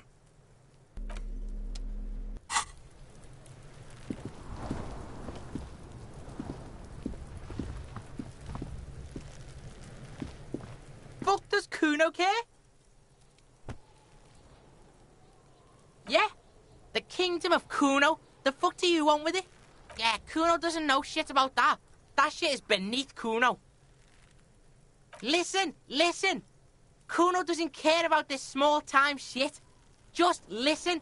Kuno saw what you did there, dumpster diving. Sad shit. Kuno could hook you up with some sweet rags. Shit like Kuno's wearing. Your size, good price. 500 real. Look, Kuno ain't seen shit lying around, except for that up there. Now you want performance gear or not, Grandpa? The lieutenant remains silent, but his expression couldn't say, "I told you so," any louder. Pig, these are found modulars. Liquid fit, performance crotch, urban survival shit. Made in Mirova by scientists. Pants scientists. Believe it, you need this shit. These could drastically improve your chances of survival in the urban wilderness. Coach Physical Instrument endorses these pants. They are tartan ready. Alright, Pico. Shit's rolling. Don't do business with the pig, Kuno. He's gonna steal all your money, Kuno. As you can see, Kuno and C don't trust you. Can't do business without trust. There's more to his distrust than being a pig. He feels threatened by something obscure in you. What that is, however, remains a puzzle for now. The fuck? A mug in the trash? Is this about the fucking clothes again? Yeah, Kuno sees where this is going. Kuno's got that fast brain. You saying you pigs are after the mug fucker? Cause he's the clothes fucker? I can't hear you, Kuno. Speak louder, Kuno. Shit, that's tense. Someone's going to the beat-down basement, huh? Mug guy gonna get tied to the radiator. Kuno doesn't know who put that shit in there. And if he did, he wouldn't squeal. But if you find out, maybe you can... Stop turning into a pig, Kuno. They're trying to get you hooked on the snitching. Get away from my Kuno. Yeah? Get your bacon shit away. Kuno doesn't like to be seen with the popo. Get your shit done and out of Kuno's face. Yeah, whatever. Kuno doesn't give a shit. He's on your crime scene, bossing you around. And he's been here for some time too. This is where he hangs out. You have to get more out of him. He could be useful. Fuck no! What are you? Fucking mentally handicapped? Kuno, they've almost made you a snitch now. Ease off, see? Kuno always takes the bullet over the hammer. Kuno doesn't fucking care.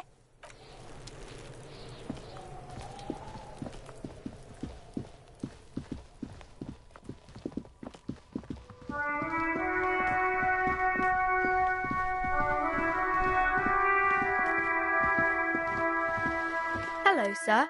Step right in. The store is open. Are you interested in a new and exciting book? It's a bookstore, sir. We sell books, postcards, and some board games. It's called Crime, Romance, and Biographies of Famous People. Whoa, whoa, whoa, whoa. Hold your horses, little girl. That is a book. They have stories inside them. It's like someone told you a story in a really long letter. A postcard is a small cardboard picture. You can write a few words on the other side and send it to your friend or beloved. She is unfazed by your questions. She would consider it impolite to point out any perceived weirdness. Board games are like little games on a table, made to pass the time. There are several different ones, but sailors here mostly buy cards. My pleasure. Anything else you'd like to know? Okay, sir. I'll try to answer any questions you have. I hope they're about books. My name is Annette, sir. My mum, her name is Plaisance. She owns the store. She's inside minding the register or organising the stock. Feel free to step in and browse our wares. I'm signalling that the store is open. Otherwise people might not know. They'd miss out on the crime, romance and biographies of famous people. A sudden gush of wind turns the pages of the books on the counters. She covers her face, smiling. But she's cold. Kind of you to offer, sir. What could you do to help her anyway? Oh, no, sir. I'm happy to help Mum by luring in customers. Besides, I have some hot juice in my vacuum bottle to keep warm. I do my studies at home at the moment. I have to help Mum keep this place running. Mum says it's necessary to do both because it builds character. Mum says a proper worker is dutiful. That's how you get ahead in life. You succeed. Mum says it's peachy. She was a little afraid at first. There's talk about this house being cursed. Behind her, the window has been boarded up. You sense the boards creaking, twisting for a second, and some kind of doubt in her tense shoulders. Cursed in the way that makes them say that no business has ever really thrived here, sir. That they all go... Exactly, but we've been doing fine so far. We can go into the bookstore and ask about the case, but I don't see much more to look into here. Yes, please do look at our wares inside. The postcards and board games you asked about are also there, sir. Nothing really, sir. Mum doesn't allow me to sneak around in the back rooms or the cellar. I don't really know what's there. It does not manifest itself in any way. It does not exist. I liked it better when we were talking about whether it's appropriate to stand out in the freezing weather. No such thing. Anything else you wanted to talk about, sir? Maybe I can tell you about some of our books instead. Crime fiction is about murders or burglaries or things like that, and the work of a policeman or a private detective who's trying to solve a crime and catch the criminals. Crime is what we were solving before this conversation began. It's exciting to people, I guess. They get to imagine dangerous things, and it's kind of like a puzzle, where you can guess who the criminal is, or how the good guys are going to catch him. You don't look much like a policeman. Didn't mean to offend, sir. Sorry, sir. It's just that you don't look like Dick Mullen. Head, yes. No, it's your soul. Your blue soul. I'm not sure I understand. If you say so, sir. He's just a fictional character. He's no match for your soul. Maybe you can show me some real police work, sir. Like in the books. It's the type of book where there's a rich lady and she has to choose between the good man and the bad man. Or there could be a story about a poor lady getting a rich man. It's about man and lady business, sir. It happens, but usually the guy gets rich in the process. Or should actually be rich himself, but has lost his family property unjustly, like during the revolution or something. Those are unhappy books, for most of the pages.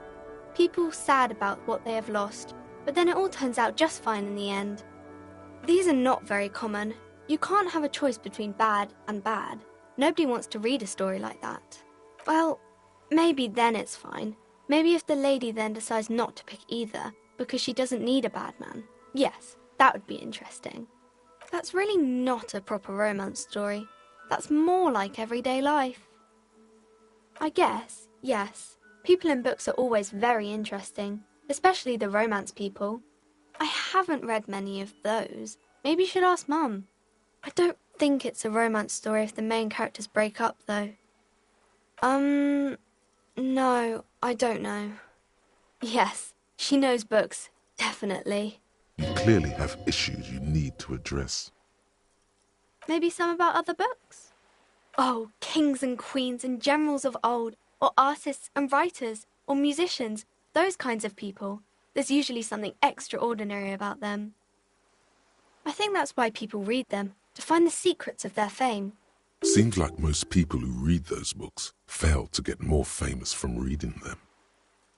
But it does make the famous people more famous. Okay, sir. The girl keeps her hands folded, hidden. Why is that? What do you mean, sir? She knows where this is going. She looks around anxiously. Her hands remain folded in front of her. She doesn't want to show them. The lieutenant stands by, looking at the two of you with little interest, a facade of true professionalism. He is far more intrigued by the situation than his poise reveals. She brings out her reddened hands, her nails frayed, nearly chewed down to the flesh. And you knew this from me keeping my hands folded? Well, that proves nothing. Anyone could do an easy deduction like that. She actually is impressed. This is more like a defensive reflex. She nods, half provocative, half enthusiastic. Maybe so, sir. Okay, I know it's a bad habit, and I shouldn't. It was okay, sir. There's more that can be achieved here. Ask her to do the same. You're quite sober. The lieutenant does not flinch at the comment. He does not flinch even a single bit. He is intensely not flinching. It takes effort.